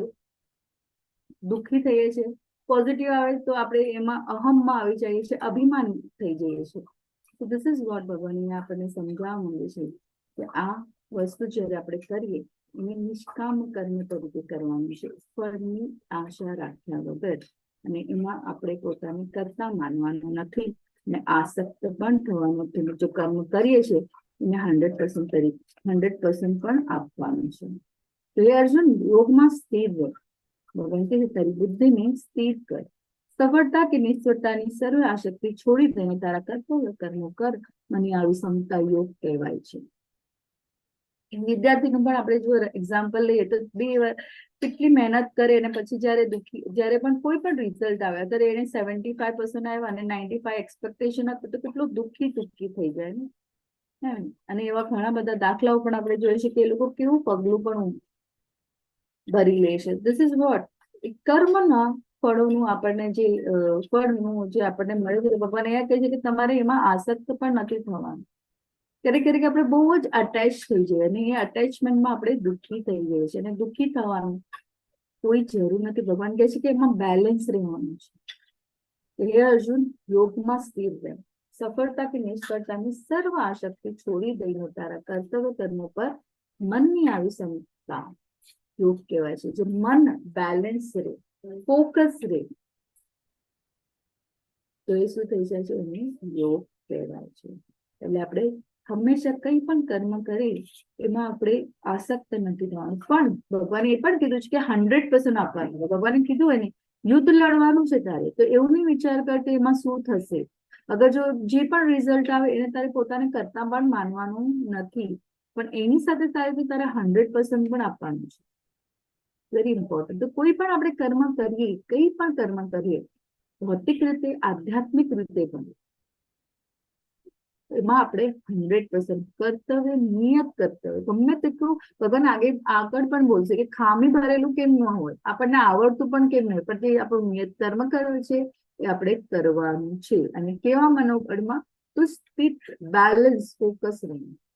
કે હે ધનંજય, ભક્તિમય સેવા દ્વારા બધા જ નિત કર્મથી દૂર રહી એવા જ ભાવથી તું ભગવાનની શરણાગત થાય. જે લોકો પોતાના કર્મના ફળ ભોગવવાની ઈચ્છા રાખે છે તે પણ છે. પણ એટલે આપણે જ્ઞાની, અજ્ઞાની, અલ્પ જ્ઞાની, અલ્પ બુદ્ધિવાળા, જે ફક્ત ભોગ વિલાસમાં જ રહેલા છે, ઇન્દ્રિય તૃપ્તિ કરવામાં જ આસક્ત રહે છે. ભગવાન કહે છે કે ભક્તિમય સેવા દ્વારા કેવી રીતના નિષ્કામ કરીને ભક્તિમય ભગવાનને ઇન્વોલ્વ કરવાનું છે. આપણે જે પણ વસ્તુ કરીએ, કર્મ કરીએ ભગવાન માટે, અહીંયા આજે આપણે કોઈ પણ કર્મ કરીએ એ ભગવાનની પ્રીતિ અર્થી કરીએ. તો એ પ્રીતિ અર્થે કરેલું કર્મ કેવું હોય? શુદ્ધ જ હોય ને. કારણ કે હું કોના માટે કામ કરી રહી છું? ભગવાન માટે. જ્યારે હું ભગવાન માટે કામ કરી રહી છું તો હું એના પર આસક્ત નથી, મને એમાં કોઈ ફળની ઈચ્છા નથી, કારણ કે હું ભગવાનની સેવામાં છું. જો મને ફળની ઈચ્છા છે એ સકામ કર્મ છે, એ નિષ્કામ કર્મ છે જ નહીં. મને એમાં કઈ ભોગવવાની મારી ઈચ્છા છે. એટલા માટે ભગવાન કહે છે, શબ્દ પણ યુઝ કરે છે, ભક્તિમય સેવા દ્વારા જ બધા જ નિત કર્મથી દૂર રહી એવા જ ભાવથી ભગવાનની શરણાગત થાય છે. જે લોકો પોતાના કર્મના ફળ ભોગવવાની ઈચ્છા રાખે છે તે શુદ્ધ છે. ભક્તિમય સેવામાં પરોવાયેલો મનુષ્ય આ જીવનમાં સારા કે નરસા કાર્યોથી પોતાને મુક્ત કરી શકે છે. માટે યોગ અર્થે પ્રયાસ કરો, કારણ કે યોગ જ કર્મનું કૌશલ્ય છે. હવે યોગનો શબ્દ આપણને તો યોગ એટલે યોગા, જ્યારે એનો અર્થ આપણે જાણીએ છીએ બધા, ભગવાન સાથેનું આપણું કનેક્શન, ભગવાન સાથેનું આપણું જોડાણ, એ શું છે? યોગ અર્થે પ્રયાસ કરો. ભક્તિમય સેવામાં પરોવાયેલો મનુષ્ય આ જીવનમાં આપણે શું કરીએ છીએ? સારા કે નરસા કાર્યોથી પોતાને મુક્ત કરી શકે છે. આજની તારીખે ભગવાને આ 50મા શ્લોકમાં એ કહી દીધું કે આપણે અહીં રહીને પણ શું કરી શકીએ છીએ? આ બધા વસ્તુથી મુક્ત થઈ જશે, આ દ્વંદ્વથી મુક્ત થઈ જશે. શાનાથી? તો ભક્તિમય સેવામાં પરોવાયેલો. ખૂબ સરસ છે. ભગવાન કહે છે કે ભક્તિની સેવા કરો, આપણે કશું જ કરવાની જરૂર નથી. ફક્ત ને ફક્ત એક જ ફોકસ રાખવાનું છે, ભગવાનની સેવા. જે પણ આપણે ફોકસ રાખીએ, જે પણ આપણે કર્મ કરીએ, એના રીઝન પર આપણે આસક્ત નથી થવું. ખૂબ જરૂરી છે. એટલે જ કહે છે કે પ્રયાસ કર. પ્રયાસ, પ્રયત્ન. આપણને પણ ભગવાન અહીંયા પણ ઇનડિરેક્ટલી ડિરેક્ટલી કહી રહ્યા છે કે પ્રયાસ કર, પ્રયત્ન કરો, કારણ કે યોગ જ કર્મનું કૌશલ્ય છે. ધીરે ધીરે પણ, slow and steady, we will definitely win the race. ભક્તિમય સેવામાં પરોવાયેલા મહાન ભક્તો ભગવાનનું શરણ ગ્રહણ કરે છે અને આ ભૌતિક જગતમાં કર્મના ફળનો ત્યાગ કરી પોતાની જાતને જન્મ મરણના ચક્રમાંથી મુક્ત કરે છે. આ રીતે તેઓ ભગવાનના ધામમાં પાછા જઈને સર્વ દુઃખોથી પર તેઓ ઉત્પાદ પામે છે. બે વસ્તુ, જન્મ મૃત્યુનું ચક્ર છૂટી જાય છે, અને બીજું ભગવત ધામ. ભગવાને કહે છે કે ભક્તિની સેવામાં પરોવાયેલા કર્મ જ વિધિયુક્તા કિમ ફલમ ત્યક્ત્વા મનીષી. મનીષીના એટલે કોણ? જ્ઞાની. જે જ્ઞાની એટલે આત્મ સાક્ષાત્કારનું જ્ઞાન પ્રાપ્ત કરેલા, જે જાણે છે કે આપણે કોણ છીએ, આપણે આત્મા છીએ. આપણું કર્તવ્ય, કર્મ શું છે? ભક્તિની સેવા. તો એવા લોકો કોણ છે? મહાન ભક્તો, જે ભગવાનનું શરણ ગ્રહણ કરે છે અને ભૌતિક જગતમાં કર્મના ફળનો ત્યાગ કરીને પોતાની જાતને જન્મ મરણના ચક્રમાંથી મુક્ત કરે છે. તો આટલા સરસ બેનિફિટ આપણને મળતા હોય તો આપણે પછી પ્રેય કેમ શોર્ટ ટર્મ માટે કેમ જવું જોઈએ? લોંગ ટર્મ, જે આપણને પરમનન્ટ સોલ્યુશન આપે. શું પરમનન્ટ સોલ્યુશન? જીવન મૃત્યુના ચક્રમાંથી દૂર આપણે ભગવત ધામમાં જઈએ. અને એવું પદ ભગવાન પોતે અહીંયા કહી રહ્યા છે કે શું થાય? ભગવત ધામ. કયું સ્વર સ્વરૂપ? તો એ જન્મ મૃત્યુનું ચક્રવર્તી આપણે છૂટી જઈએ અને ભગત ધામ પાછા જઈએ. તો એવું પદ ભગવાન કહે છે ધામ પામશે. તો આપણે આને જ અનુસરીને આપણા જીવનનું લક્ષ્ય પ્રાપ્ત કરવું જોઈએ. જ્યારે તારી બુદ્ધિ મોહરૂપી ગાઢ જંગલે પાર કરી જશે ત્યારે તારે સર્વ સાંભળવા યોગ્ય બાબતી તથાથી મળેલ તે પ્રત્યે ઉદાસીન થઈ જશે. એટલે જયારે આપણે આ જ્ઞાન પ્રાપ્ત કરી લઈશું, જે ડિઝાયર્સ છે, જે ઈચ્છા છે, ફક્ત ને ફક્ત એને શેમાં કન્વર્ટ કરશું? ભગવાનની સેવામાં. તો આ બુદ્ધિ શું છે? મોહરૂપી ગાઢ જંગલને પાર કરી જશે. ખૂબ જ સરસ આપણે જોયું તો અશોક લેવલ 1 માં 15મા અધ્યાયમાં કે આ એક તો રિફ્લેક્શન છે આધ્યાત્મિક જગતનું, આ ભૌતિક જગત રિફ્લેક્શન છે. પણ આપણે અહીંયા રહીને એને આપણે શું થઈ જાય છે? એને સાચું માની લઈએ છે. અને એ સાચું માની લેવાથી આપણે ત્રિવિધ તાપોમાં ફસાઈ જઈએ છીએ. ડિઝાયર્સ, જે ડિઝાયર્સ આપણને શું કરે છે? કર્મ બંધનમાં બાંધે છે અને પાછું આપણને આ જીવન મૃત્યુના ચક્રોમાં આવન જાવન ચાલુ થઈ જશે. તો ભગવાન અહીંયા કહે છે કે તારી બુદ્ધિ મોહરૂપી ગાઢ જંગલને પાર કરી જશે ત્યારે તારે સર્વ સાંભળવા યોગ્ય બાકી તથા છે તે શું છે? તે પ્રત્યે તું ઉદાસીન થઈ જશે. ઉદાસીન એટલે ઉદાસ થવું ના, એના પ્રત્યે તું શું થઈ જશે? વિરક્ત. તને એના ઉપર કોઈ માયા ના રહે. જયારે આપણે જે વસ્તુ કર્મ કરવાનું હોય તો જયારે આપણે કોઈ કર્મ કરતા હોય તો એની સાથે અટેચ થઈ જાય, પણ જયારે આ જ્ઞાન મેળવી લઈએ ત્યારે આપણે એ અટેચમેન્ટ ના રહે. ભગવાન કહે છે કે તે પ્રત્યે તું ઉદાસીન થઈ જઈશ. જયારે વેદોનો અલંકાર પ્રચુર ભાષાથી તારું મન વિચલિત થશે નહીં અને આત્મ સાક્ષાત્કારની સમાધિમાં તે સ્થિર થઈ જશે, ત્યાર પછી તને દિવ્ય ચેતના રૂપ યોગ પ્રાપ્ત થશે. દિવ્ય જ્ઞાન. ખૂબ જ સરસ અહીંયા ભગવાન કહી રહ્યા છે કે દિવ્ય જ્ઞાન. કોનું શરણ લેવાથી આપણને આ દિવ્ય જ્ઞાન પ્રાપ્ત થાય? સદગુરુનું શરણ લેવાથી. જયારે વેદોની અલંકાર પ્રચલિત ભાષાથી તારું મન વિચલિત થશે કે આ કરવાથી, આ કર્મકાંડ કરવાથી તારું આ થશે, આ કરવાથી આ થશે. આપણે કેટલું બધું આકર્ષિત થઈ જાય છે. પણ જયારે આપણને આ જ્ઞાન પ્રાપ્ત થાય આત્મ સાક્ષાત્કાર વિશે, સમાધિમાં તે સ્થિર થઈ જાય કે મારું જીવન લક્ષ્ય શું છે? આપણે જયારે અટેચ થઈએ ને આ ભૌતિક જગત સાથે સાથે આપણે બોડીલી અટેચમેન્ટ, પરિવારજનો પ્રત્યેનું જયારે અટેચમેન્ટ હોય કે મોહ અને આસક્તિ, જયારે આપણે સ્નેહમાં એને પરિવર્તિત કરીએ તો ખૂબ જ સરળ અને સહજ છે. પણ જયારે આપણે આસક્ત છીએ, વિતરાસ છે, સત્તાના લોભમાં આસક્ત છે. એમનું એવું નતું ને, એમની પાસે નથી રાજપાટ છે, બધું વિતરાસ પાસે બધું હતું. આપણા ઘરમાં પણ આપણી પાસે બધું જ છે, છતાં પણ આપણી ડિઝાયર્સ, ઈચ્છાઓ પૂર્ણ થતી નથી.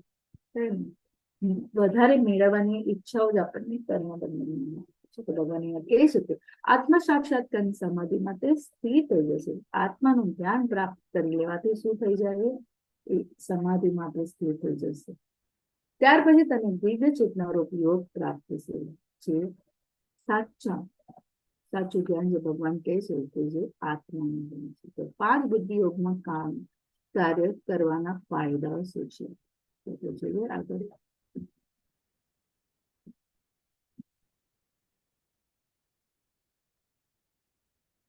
સારા રીંગણસા પરિણામોથી મુક્ત.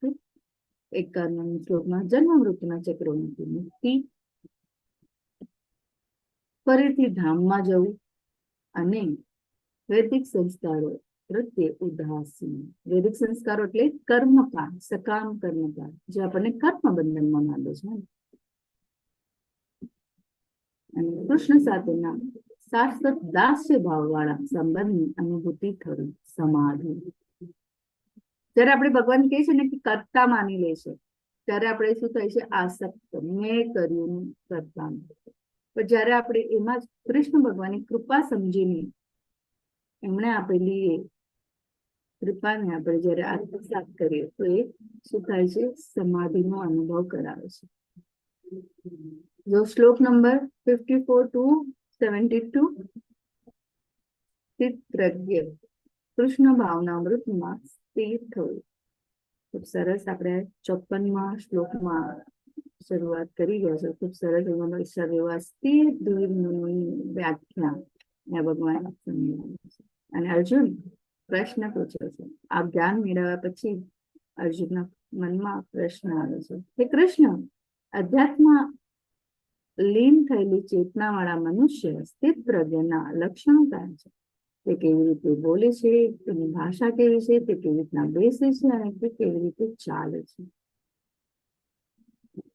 આપણને એવું લાગે કે બોલશે એટલે એ શું બોલશે, એના લક્ષણો કયા હશે? એટલે આપણને એમ જાણે કે લક્ષણો એટલે કે એને સદગુરુનું સરળ લીધું છે એવા બોલે છે કે એનું જ્ઞાન કેટલું છે. ભાષા એટલે કે આપણા જેવી ભાષા બોલતા હશે, બીજી કઈ ભાષામાં સવાલ જવાબ કરશે કે બોલતા હશે? કે કેવી રીતના બેસે એટલે બેસવું એટલે કે કેવી રીતના બેસવું અને કેવી રીતના ચાલે છે? ના, આ પ્રશ્નોના ઉત્તરમાં ભગવાન ખૂબ સરસ આપણને ગાઢ જ્ઞાન આપી રહ્યા છે. સ્થિત પ્રજ્ઞા એટલે આપણે સ્થિત એટલે કે શું? બેલેન્સ. અને પ્રજ્ઞા એટલે સ્થિર બેની કોની કહેવાય? તો અધ્યાત્મમાં લીન થયેલો ચેતનાવાળો મનુષ્ય આ લક્ષણો કહે છે કે સ્થિત પ્રજ્ઞા એટલે સ્થિત એટલે કે બેલેન્સ, પ્રજ્ઞા એટલે કે પ્રજ્ઞા, એની લક્ષણો કયા છે? કેવી રીતના બોલે છે, કેવી રીતના બોલે છે એટલે કે કેવી રીતના જીવન જીવે છે. એના બોલવાના એટલે કે એના જીવનમાં અગર જો કઈ પરિસ્થિતિ આવે, કોઈ એક્શન, કોઈ પરિસ્થિતિ આવે તો એનું રિએક્શન શું છે, તો કેવી રીતના રિએક્ટ કરે છે, એટલે કે કેવી રીતના બોલે છે, તેની ભાષા કેવી છે. તો આપણે એમ લાગે તેની ભાષા એટલે કે એનું આચરણ કેવું છે.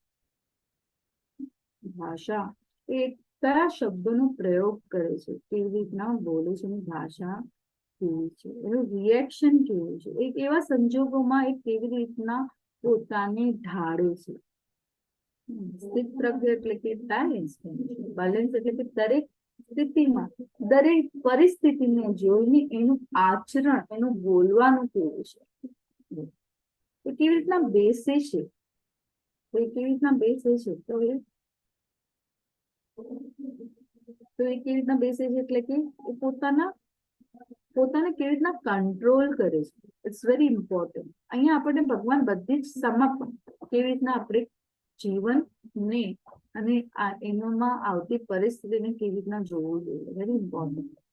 કેવી રીતના બેસે છે એટલે કે પોતાના જાતમાં કેવી રીતના કંટ્રોલ મેળવે છે, કેવી રીતના ચાલે છે, તો એનું જીવનમાં એનું આચરણ કેવું છે. ભગવાન અહીંયા એક સ્થિત પ્રજ્ઞની વ્યાખ્યા ચિતાર આપશે. એટલે આપણને એવું લાગે કે અર્જુન પૂછવા શું માંગે છે, કેવી રીતના બોલે છે, તો બોલે છે એટલે ભાષા, કેવી રીતના એનું આચરણ કેવું છે, એ રીતના એ સંદર્ભમાં ભગવાનને પૂછી રહ્યા છે. તો તમે વિચાર કરો, પહેલી વાર અગર જો આપણે ક્યારે પણ કોઈને આપણને સમજાવવા વાળું ન હોય તો આપણે આ શ્લોક વાંચીએ તો આપણા મનમાં કેટલા પ્રશ્નો આવે ને. પણ જયારે Bhagavad Gita as it is ને ફોલો કરીએ, શીલા પ્રભુપાદના ભાવાર્થ જયારે આપણે વાંચીએ, ત્યારે આપણને આ ગુણ જ્ઞાન, ભગવાન આપણને શું કહેવા અને અર્જુન આપણને શું, ભગવાનને શું પૂછવા માંગે છે, એ આપણે સરળ રીતે સમજી શકીએ. ખૂબ સરસ આપણે જોઈ શકીએ છીએ કે અસ્થિત પ્રજ્ઞની ભાષા અને એ કેવી રીતના ચાલે, એનું આચરણ કેવું છે. અહીંયા આપણા બધા આચાર્ય શકે છે કે એ આચરણ દ્વારા આચાર્ય બોલાય, અને એ કેવી રીતના ચાલે છે, કેવી રીતના બેસે છે, એની ભાષા શું છે, એ દરેક પરિસ્થિતિ કેવી રીતના પરિસ્થિતિમાં એ પોતાના ભાષાનો ઉપયોગ, એ આચરણનો અર્થ જ છે કે આપણને પોતાના આચરણ દ્વારા એ દાખલાઓ એ આપણને માર્ગદર્શન કરે છે. લક્ષણ, તેની સ્થિતિ કેવી રીતે જાણી શકાય, ભાષા બીજાના કાર્ય પ્રત્યે કેવી રીતે પ્રતિભાવ આપે છે, જયારે ઇન્દ્રિયો તેના વિષયમાંથી પાછી ખેંચી લેવામાં આવે ત્યારે કેવી માનસતા છે, અને ઇન્દ્રિયો સાથે કઈ રીતે વ્યવહાર કરે છે. આચરણ આ પરંપરાનું ઉદાહરણ છે. તો આગળ વધીએ આપણે. પૂર્ણ પુરુષોત્તમ પરમેશ્વર બોલ્યા કે પાર્થ મનુષ્ય જ્યારે મનમાં ઉદ્ભવતી ઇન્દ્રિય તૃપ્તિની સર્વ કામનાઓનો પરિત્યાગ કરે છે અને જ્યારે આ પ્રમાણે વિશુદ્ધ થયેલું તેનું મન આત્મામાં સંતોષ પ્રાપ્ત કરે છે ત્યારે તે વિશુદ્ધ દિવ્ય ચેતનામાં રહેલો સ્થિત પ્રજ્ઞ કહેવાય છે. ભગવાન કહે છે, આપણે આપણા આચાર્યનું ઉદાહરણ જોયું આચરણ દ્વારા. અને તમે અહીંયા પ્રહલાદ મહારાજને પણ જોઈ શકો છો. પ્રહલાદ મહારાજે ક્યારે પણ ભગવાનને કીધું ન, ભગવાન મને, હું તમને યાદ કરું છું, મને અહીંયાથી બચાવો. નો, ટ્રસ્ટ, વિશ્વાસ ભગવાન પર. કોઈ પણ પરિસ્થિતિ આવે તો સ્થિત પ્રજ્ઞ રહેવું, બેલેન્સ રહેવું. સુખ દુઃખ આવે તો બેલેન્સ રહેવું. એ પાઠ મનુષ્ય જ્યારે મનમાં ઉદ્ભવતી ઇન્દ્રિયની સર્વ કામનાઓનો પરિત્યાગ કરે છે. પરિત્યાગ આ બધાથી મન, આત્મા અને પોતાની આ ત્રિવિધ તાપોથી દૂર કરીને આદિ, વ્યાધિ, ઉપાધિથી શું કે છે કહેવાય, એનાથી પોતાને શું કરે છે, એ વિચલિત નથી થતું. આદિ એટલે કે શારીરિક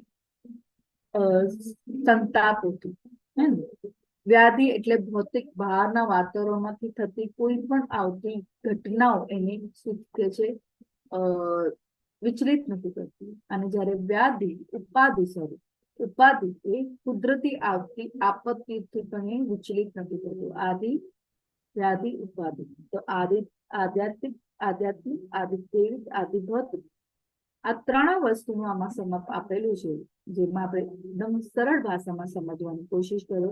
આદિ, ઉપાધિ અને વ્યાધિ. આદિ, વ્યાધિ, ઉપાધિ.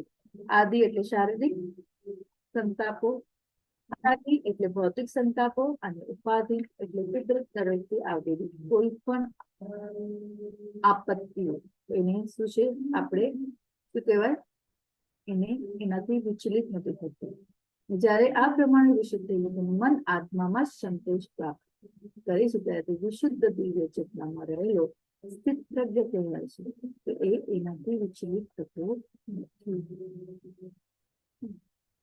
પૂર્ણ પુરુષોત્તમ પરમેશ્વરે સ્થિત પ્રજ્ઞની વ્યાખ્યા આપણને આપી. જે મનુષ્ય ત્રિવિધ સંતાપોમાં પણ મનમાં વિચલિત થતો નથી અથવા સુખ પામી રાજી થતો નથી અને જે આસક્તિ, ભય તથા ક્રોધથી મુક્ત છે, તે સ્થિર મનવાળો મુનિ કહેવાય છે. આપણે ક્યારેય પણ નાની નાની પરિસ્થિતિ આવે તો એક્શન રિએક્શન થતું હોય છે. ત્યારે કોઈ મુશ્કેલી આવે તો આપણે કેવા એકદમ હાફડા થઈએ. હવે આપણું શું થશે? કોરોના આવ્યું ત્યારે તો આપણે બધા એ અનુભવ કર્યો ને. એ સમય બહુ કઠિન હતો. અને હમણાં પણ જયારે પણ આપણા જીવનમાં કોઈ પરિવારમાં કોઈ પણ મુશ્કેલી આવે તો આપણે એકદમ વિચલિત થઈ જઈએ. પણ ભગવાન કહે છે કે એમાં આ ત્રિવિધ સંતાપોથી આપણને શું થવું છે? પરે થવું છે, ઉપર ઉઠવાનું છે. અર્જુનને પણ કહે છે ગુણાતીત થા અથવા સુખ મામી રાજી થતું નથી. આપણે ત્યારે પણ કોઈ સુખી થાય તો આપણે હા વાહ, જે દુઃખ આવે ત્યારે ડીમ, એ રીતના આપણું up and down, up and down, up and down. પણ આપણે અપ એન્ડ ડાઉન માંથી આપણે આસક્ત પણ નથી થવાનું, ખુશ પણ નથી થવાનું, બેલેન્સ રાખવાનું છે. ને અહીંયા બે વસ્તુ ઉમેરાય છે, ભય તથા ક્રોધથી મુક્ત છે. ભય અને ક્રોધ આપણે આપણા એક મનુષ્ય ના જીવનના એક પાર્ટ એન્ડ પાર્સલ છે, જેનાથી આપણને મુક્ત થયા. તો એક ભગવાન કહે છે કે આ ત્રિવિધ સંતાપોથી દૂર છે અને સાથે સાથે ભય અને ક્રોધથી પણ મુક્ત છે. તે સ્થિર મનવાળો શું કહેવાય છે? મુનિ કહેવાય છે. જે મનુષ્ય આસક્તિ રહિત છે, જે સુખ પામી હરખાતો નથી તેમજ અસુખ પામી શોક કરતો નથી, તે પૂર્ણ જ્ઞાનમાં દ્રઢપણે સ્થિર થયેલો છે. એટલે એ પોતાના કર્મોનું કારણ કોઈ બીજાને નથી કહેતો. એ આસક્ત નથી થતો. જે પણ ફળ આવે છે એને એઝ ઇટ ઇઝ એક્સેપ્ટ કરે છે. So it is so difficult. Sometimes આપણે જ્યારે પણ કોઈ વસ્તુ થઈ જાય અને આપણે કોઈ દોષનો ટોપલો આપણાથી પણ ભૂલ થઈ તો આપણે બીજાને એનું કારણ આપીએ છીએ કે આના લીધે આવું થયું. સો ડિફિકલ્ટ. ક્યારેક આપણે એ પણ જાણતા છે, જયારે આપણે અજ્ઞાનમાં આવે અને આપણને ખબર પડી તો આપણને સમજમાં આવે છે કે કર્મના ફળનું જ આપણે ભોગ ભોગવી રહ્યા છે. આપણે ગયા જન્મમાં જે કર્મ કર્યા હોય એનું જ ફળ આપણે આ જન્મમાં ભોગવી રહ્યા છે. જ્યારે એ જ્ઞાન આત્મસાત કરીએ, સાથે સાથે ભગવાને આપેલા જ્ઞાનને પણ આત્મસાત કરીએ તો ખૂબ સરળ અને સહજ થઈ જાય. ભગવાન અહીંયા કહે છે કે જે મનુષ્ય આ શક્તિથી રહી છે, જે શુભ પામી હરખાતો નથી તેમજ અશુભ પામી શોક કરતો નથી, તો પૂર્ણ જ્ઞાનના દ્રવ્ય છે. તો આ જ્ઞાન શું છે? પૂર્ણ સંપૂર્ણ જ્ઞાન ભગવાને આપણને મળ્યું છે. એટલે બધાથી આપણે મુક્ત થઈ ગયું છે. આપણે શું છે? આપણે જયારે માયાના દાસ થઈએ તો શું થઈ જાય? ઉદાસ રહીએ. પણ જયારે આપણે કૃષ્ણના દાસ થઈએ તો શું છે? સદા વિનાશ એવું છે. માયા કા દાસ સદા ઉદાસ અને કૃષ્ણ દાસ હંમેશા શું છે? સદા બિંદાસ. તો એવી રીતના જો આપણે સમજીએ આ જ્ઞાન તો સરળ અને સહજ છે. જેવી રીતે કાચબો તેના સર્વ અંગોને પોતાના કોચલામાં સંકેલી લે છે, તેવી જ રીતે જે મનુષ્ય પોતાની ઇન્દ્રિયોની વિષયોમાંથી ખેંચી લેવા શક્તિમાન બને છે, પૂર્ણ ચેતનામાં દ્રઢતાપૂર્વક સ્થિર હોય છે. જો અહીંયા ખૂબ જરૂરી છે, આપણે અટેચમેન્ટ હોય. અમુક ઉંમર આવે, અમુક સમય આવે ત્યારે આપણે પૂરી જિંદગી લોકો માટે કેટલું બધું કામ કરતા હોય કે આના માટે આ કર્યું, બાળકો માટે આ કર્યું, આને સેટલ કર્યું, આના માટે આની મદદ કરી, ને પછી આ બધી વસ્તુમાં આપણે શું છે? અટવાઈ જઈએ છીએ. અટવાઈ જવાથી શું થાય છે? આપણે એન્ટેંગલ થતા જઈએ. એના એ ફળમાં આપણે એન્ટેંગલ કે ના મેં આના માટે કામ કરું એટલે પછી આને મારી સાથે આવું કર્યું, આને મારી સાથે આ જ વિષયોમાં જયારે આપણે લાગી જઈએ છીએ ત્યારે શું થઈએ છે? આપણે અટેચ થઈ જાય છે અને એ અટેચમેન્ટ આપણા દુઃખનું કારણ બને છે. અને ભગવાન આ કહે છે કે આસક્તિ નથી કેળવવાની. એના માટે આપણે શું કરવાનું છે? એનાથી મુક્ત થવાનું છે. ભય તથા ક્રોધથી પણ મુક્ત થવાનું છે અને આપણે દ્રઢ બનવાનું છે આ જ્ઞાનમાં. અને ભગવાન કહે છે કે જેવી રીતના આમાં પણ આપણે એ સમજાવવા માટે ભગવાન આપણને કાચબાનું એક્ઝામ્પલ આપે છે. જેવી રીતે કાચબો તેના સર્વ અંગોને પોતાના કોચલામાં સંકેલી લે છે, તેવી જ રીતે જે મનુષ્ય પોતાની ઇન્દ્રિયોની વિષયોમાંથી ખેંચી લેવા શક્તિવાન બને છે, તે પૂર્ણ ચેતનામાં દ્રઢતાપૂર્વક સ્થિર હોય છે. એટલે કોન્શિયસનેસ દરેક વસ્તુ કૃષ્ણ ભાવના યુક્તમાં ચેતના. જ્યારે આપણે કહીએ કોન્શિયસનેસ એટલે કે ચેતનામાં હોવું, કોન્શિયસ રહેવું. જો બોલવું ત્યારે કોન્શિયસ રહેવું, રિએક્ટ કરવું ત્યારે કોન્શિયસ. એટલે એક શેમાં દ્રઢ રહે છે? બધામાંથી પરે થઈ જાય છે. એ શક્તિમાન બને છે, અટેચ નથી રહેતું. તો એ શું છે? સ્થિર રહે છે. દેહધારી જીવની ઇન્દ્રિય ભોગ કરતી હોય ભલે પ્રતિબંધિત કરવામાં આવે તો પણ વિષયોને ભોગવાની ઈચ્છા રહે છે. પરંતુ કૃષ્ણ ભાવનામય ઉત્કૃષ્ટ રસનો અનુભવ થયા પછી વિષયનો રસ જતો રહે છે અને તે ભક્તિમાં સ્થિર થઈ જાય છે. ખૂબ સરળ અહીંયા ભગવાન આપણે કહે છે કે ઇન્દ્રિય ભોગ કરતે ભલે પ્રતિબંધિત કરવામાં આવે છે તો પણ વિષયોને ભોગવવાની ઈચ્છા રહે છે. દેહધારી જીવને આ એની એક લાક્ષણિકતા છે. પણ જયારે પહેલા આપણે હતા અને હમણાં અગર આપણે જે આપણા કર્મને ટટોળીએ તો કેટલું કૃષ્ણ ભાવના યુક્ત કર્મ કરવામાં ત્યારે આપણે કહીએ છીએ કે હું આ કર્મ ભગવાન માટે કરી રહ્યો છું. તો ખૂબ સરળ થઈ જાય ને. તેનો વિષયનો રસ એટલે કે એની સાથેનું જે અટેચમેન્ટ છે, જે આપણને ફળ જે છે એ આપણે શું અહેતુકી સેવામાં લગાવી દઈએ છીએ. પણ જયારે આપણે એ ભૌતિક પ્લેટફોર્મમાં જઈએ ત્યારે આપણે એના ઉપર આસક્ત રહીએ છીએ. તો જયારે કૃષ્ણ ભાવના યુક્ત કર્મ કરીએ, સમર્પણ કરીએ, ભક્તિમાં આપણે શું જોઈએ? સ્થિર થઈ જઈએ છીએ. તો એ સરળ અને સહજ થઈ જાય છે. તો જયારે પણ હું કોઈના માટે કંઈ કર્મ કરું, કોઈના માટે કંઈ વિચારું તો એ કર્મ આપોઆપ કૃષ્ણ ભાવના યુક્ત થઈ જાય. તો ભગવાન કહે છે કે આ ભક્તિમાં સ્થિર થઈ જાય છે. ત્યારે એ વિષયોને ભોગવાની ઈચ્છા રહે છે તો ત્યારે એ આપણને કર્મ બદલે. પરંતુ ભગવાન એ કહે છે, સોલ્યુશન પણ કહે છે કે કૃષ્ણ ભાવનામય ઉત્કૃષ્ટ રસનો અનુભવ થયા પછી વિષયનો રસ જતો રહે છે. એ અટેચમેન્ટ આપણને એનું ફળનો અટેચમેન્ટ જતું રહે છે અને ખૂબ સરળ અને સહજ થઈ જાય છે. હે અર્જુન, ઇન્દ્રિયો એવી તો પ્રબળ અને વેગવાન હોય છે કે તેમને વશમાં રાખવાનો પ્રયત્ન કરનાર વિવેકયુક્ત મનુષ્યના મનને પણ તે બળપૂર્વક હરી લે છે. જયારે આપણે એવા ભરત મહારાજનું એક્ઝામ્પલ આપણે જોયું તો ફર્સ્ટ લેવલમાં કે કોના પ્રત્યે આસક્ત બધું છોડી છાડીને કે હું સંન્યાસ લઉં છું, મારે ફક્ત ભગવાન પર જ ફોકસ કરવું, પણ જયારે હરણના બચ્ચાને જોઈ છે ત્યારે આસક્ત થઈ જાય છે. તો એ અર્જુન, ઇન્દ્રિય એવી તો પ્રબળ અને વેગવાન છે કે તેમની વશમાં રાખવાનો પ્રયત્ન કરનાર વિવેકયુક્ત મનુષ્યના મનને પણ તે બળપૂર્વક હરી લે છે. તો સ્થિત પ્રજ્ઞ વ્યાખ્યા જોઈએ કે સ્થિત પ્રજ્ઞના લક્ષણો કેવી રીતે બેસે છે. ઇન્દ્રિયોની વિષયમાંથી થાચી લેવું. ઇન્દ્રિયો ખૂબ જ પ્રબળ છે, ઉત્તેજક અને બળવાન છે. બળપૂર્વક મનને મનુષ્ય કાબુમાં રાખવાનો પ્રયત્ન કરે છે. ઋષિ દુર્વાસા આપણે જોયું હતું, અમરીશ પ્રભુજીનું, અમરીશ મહારાજનું આપણે એક્ઝામ્પલ જુઓ. ઋષિ વિશ્વામિત્ર, મેનકા, અને અહીંયા મન કૃષ્ણની સેવામાં લાગેલું, ઇન્દ્રભોગમાં રુચિ રહેતી નથી અને મન નિયંત્રણમાં આવી ગયો છે. અમરીશ મહારાજ, યમુનાચાર્ય. આ એક્ઝામ્પલ દ્વારા આપણે શું સમજીએ છીએ? આપણને એવું લાગે કે આવા લોકો, બધા જ દાખલાઓ આપણા જીવનને શું કરે છે? માર્ગદર્શન આપે છે કે આપણે પણ આપણું જીવન કેવી રીતના જીવવું જોઈએ. એ દાખલાઓ પરથી આપણે આજે બધા જ રામ રાજ્યની જે ઘોષણા કરે છે કે રામ રાજ્ય, પણ અહીંયા રહેતા 130 કરોડ લોકોના મનમાં જો સેવા ભાવ આવી જાય તો કેટલું રામ રાજ્ય એ આપોઆપ જ આવી જાય. એ જગામાં જ અયોધ્યા આવી જાય, એ ઘરમાં અયોધ્યા આવી જાય. પણ એવા ભાવ જ કોઈના નથી હોતા. Everyone wants to be famous.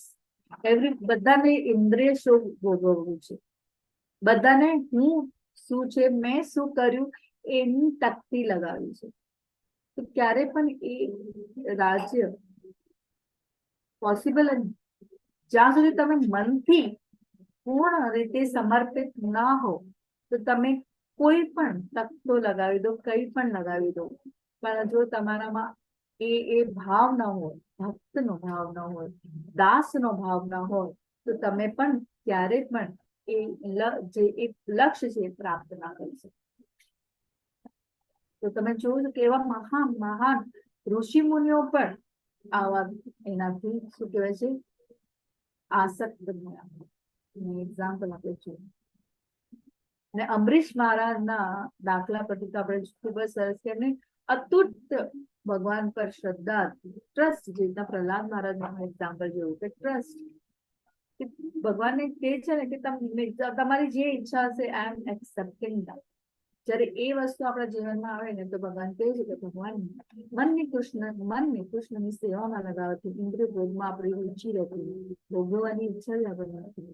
એવું નથી કે આપણે ભોગવતા નથી, પણ એને આપણે કૃષ્ણ ભાવના યુક્ત પ્રસાદ લઈએ છીએ ને. ભગવાનને આપણે જયારે ભોગ ધરાવીને પ્રસાદ લઈએ, એ શું છે? આપણે ખાઈએ છીએ પ્રસાદ તરીકે, પણ પહેલા આપણે કેવી રીતના પ્રસાદ ખાવાનું બધું કે આજે જમવામાં શું છે, પણ આજે જયારે જમવામાં મીઠું પણ નહીં હોય ને એ પ્રસાદમાં, એ ભગવાને ખાધેલો પ્રસાદ એઝ ઇટ ઇઝ આપણે ગ્રહણ કરે છે, કારણ કે ભગવાન ખાઈ શકે તો હું કેમ ના. Very important. જે મનુષ્ય સમગ્ર ઇન્દ્રિયોને સંપૂર્ણપણે નિયંત્રણમાં રાખીને ઇન્દ્રિય નિગ્રહ કરે છે અને તેની ચેતનામાં મારામાં સ્થિર કરે છે, તે સ્થિર બુદ્ધિ વાળો તેઓ છે. સ્થિર બુદ્ધિ. ખૂબ સરસ અહીંયા કહે છે કે જે મનુષ્ય સમગ્ર ઇન્દ્રિયોને સંપૂર્ણપણે નિયંત્રણમાં રાખીને ભગવાન કેવી રીતના પોતાના મનને આપણે ભગવાન પર પરોવાનું છે એના વિશેનું જ્ઞાન અર્જુનને આપી દઉં. એ મારી ચેતનામાં સ્થિત કરે, તેની ચેતનામાં મારામાં સ્થિત કરે છે, તે સ્થિર બુદ્ધિ વાળો છે. ઇન્દ્રિય વિષયોનું ચિંતન કરવાથી મનુષ્યને તેમાં આસક્તિ થાય છે અને આવી આસક્તિથી કામના ઉત્પન્ન થાય છે તથા કામમાંથી ક્રોધ ઉદ્ભવે છે. તો વિષયાત્મક સંગસ્તે શુભ જાય. સંગાત સજ્જાયતે કામ કામો ક્રોધો વિજાયતે. ઇન્દ્રિય વિષયનું ચિંતન કરવાથી ખૂબ સરસ રીતે આગળ આપણે એક્ઝામ્પલ સાથે લેશું કે કામમાંથી ક્રોધ મળે, ફ્રસ્ટ્રેશન, જો વસ્તુ ના મળે તો આપણે કેવા થઈ જઈએ, ક્રોધિત. ક્રોધમાંથી પૂર્ણ મોહ ઉત્પન્ન થાય છે અને મોહથી સ્મરણ શક્તિનો વિધર્મ થાય છે. જ્યારે સ્મરણ શક્તિ ભંગ થઈ જાય છે ત્યારે બુદ્ધિ નાશ થાય છે અને બુદ્ધિ નાશ થવાથી મનુષ્ય સંસાર કૂપમાં પુનઃ પતન પામે છે, પુનઃ એના ચક્રમાં આવું કરે છે. તો આને આપણે કેવી રીતના સમજશું? ઇન્દ્ર તૃપ્તિના વિષયો, આસક્તિ. એક્ઝામ્પલ લઈએ, એક યંગ બોય છે જેના ફ્રેન્ડ્સ બધા છે ને, એની એવી સંગત છે જે એને સંગત કેળવી છે, જેમાં એને જોયું કે એનો ફ્રેન્ડ સિગરેટ પીવે છે, તો એને એની ઉત્સુકતા થઈ કે આનાથી આપણે તો જોઈએ ને કે અમુક વસ્તુમાં આપણે જયારે ટીવીમાં એડવર્ટાઇઝમેન્ટ પણ જોઈએ તો અમુક વસ્તુ આપણે જોઈએ તો આપણે એના પ્રત્યે પણ આકર્ષણ અનુભવે કે આપણે એકવાર આને લેવું જોઈએ. આનું એક્ઝામ્પલ છોકરાઓને ટાર્ગેટ કરવામાં આવે એડવર્ટાઇઝમેન્ટમાં. તમે ઘણા વખતે જોયું હશે કે સોફ્ટ કોર્નર છોકરાઓ કહે ને, આપણે પણ આજની પેઢીઓ પણ એટલી જ અટેચ છે કે છોકરું કંઈ માંગે એટલે કે તરત જ આપી દેવાનું, કે મને આ જોઈએ છે તો આપી દેવાનું. તમને easily it's available for us to reach out. પહેલા એવું નહોતું. તો પાછું આવે આપણે એક્ઝામ્પલ પર, તો એને આસક્તિ થાય છે, ઉત્સુકતા થાય છે કે આ સિગરેટ છે મને પીવી છે.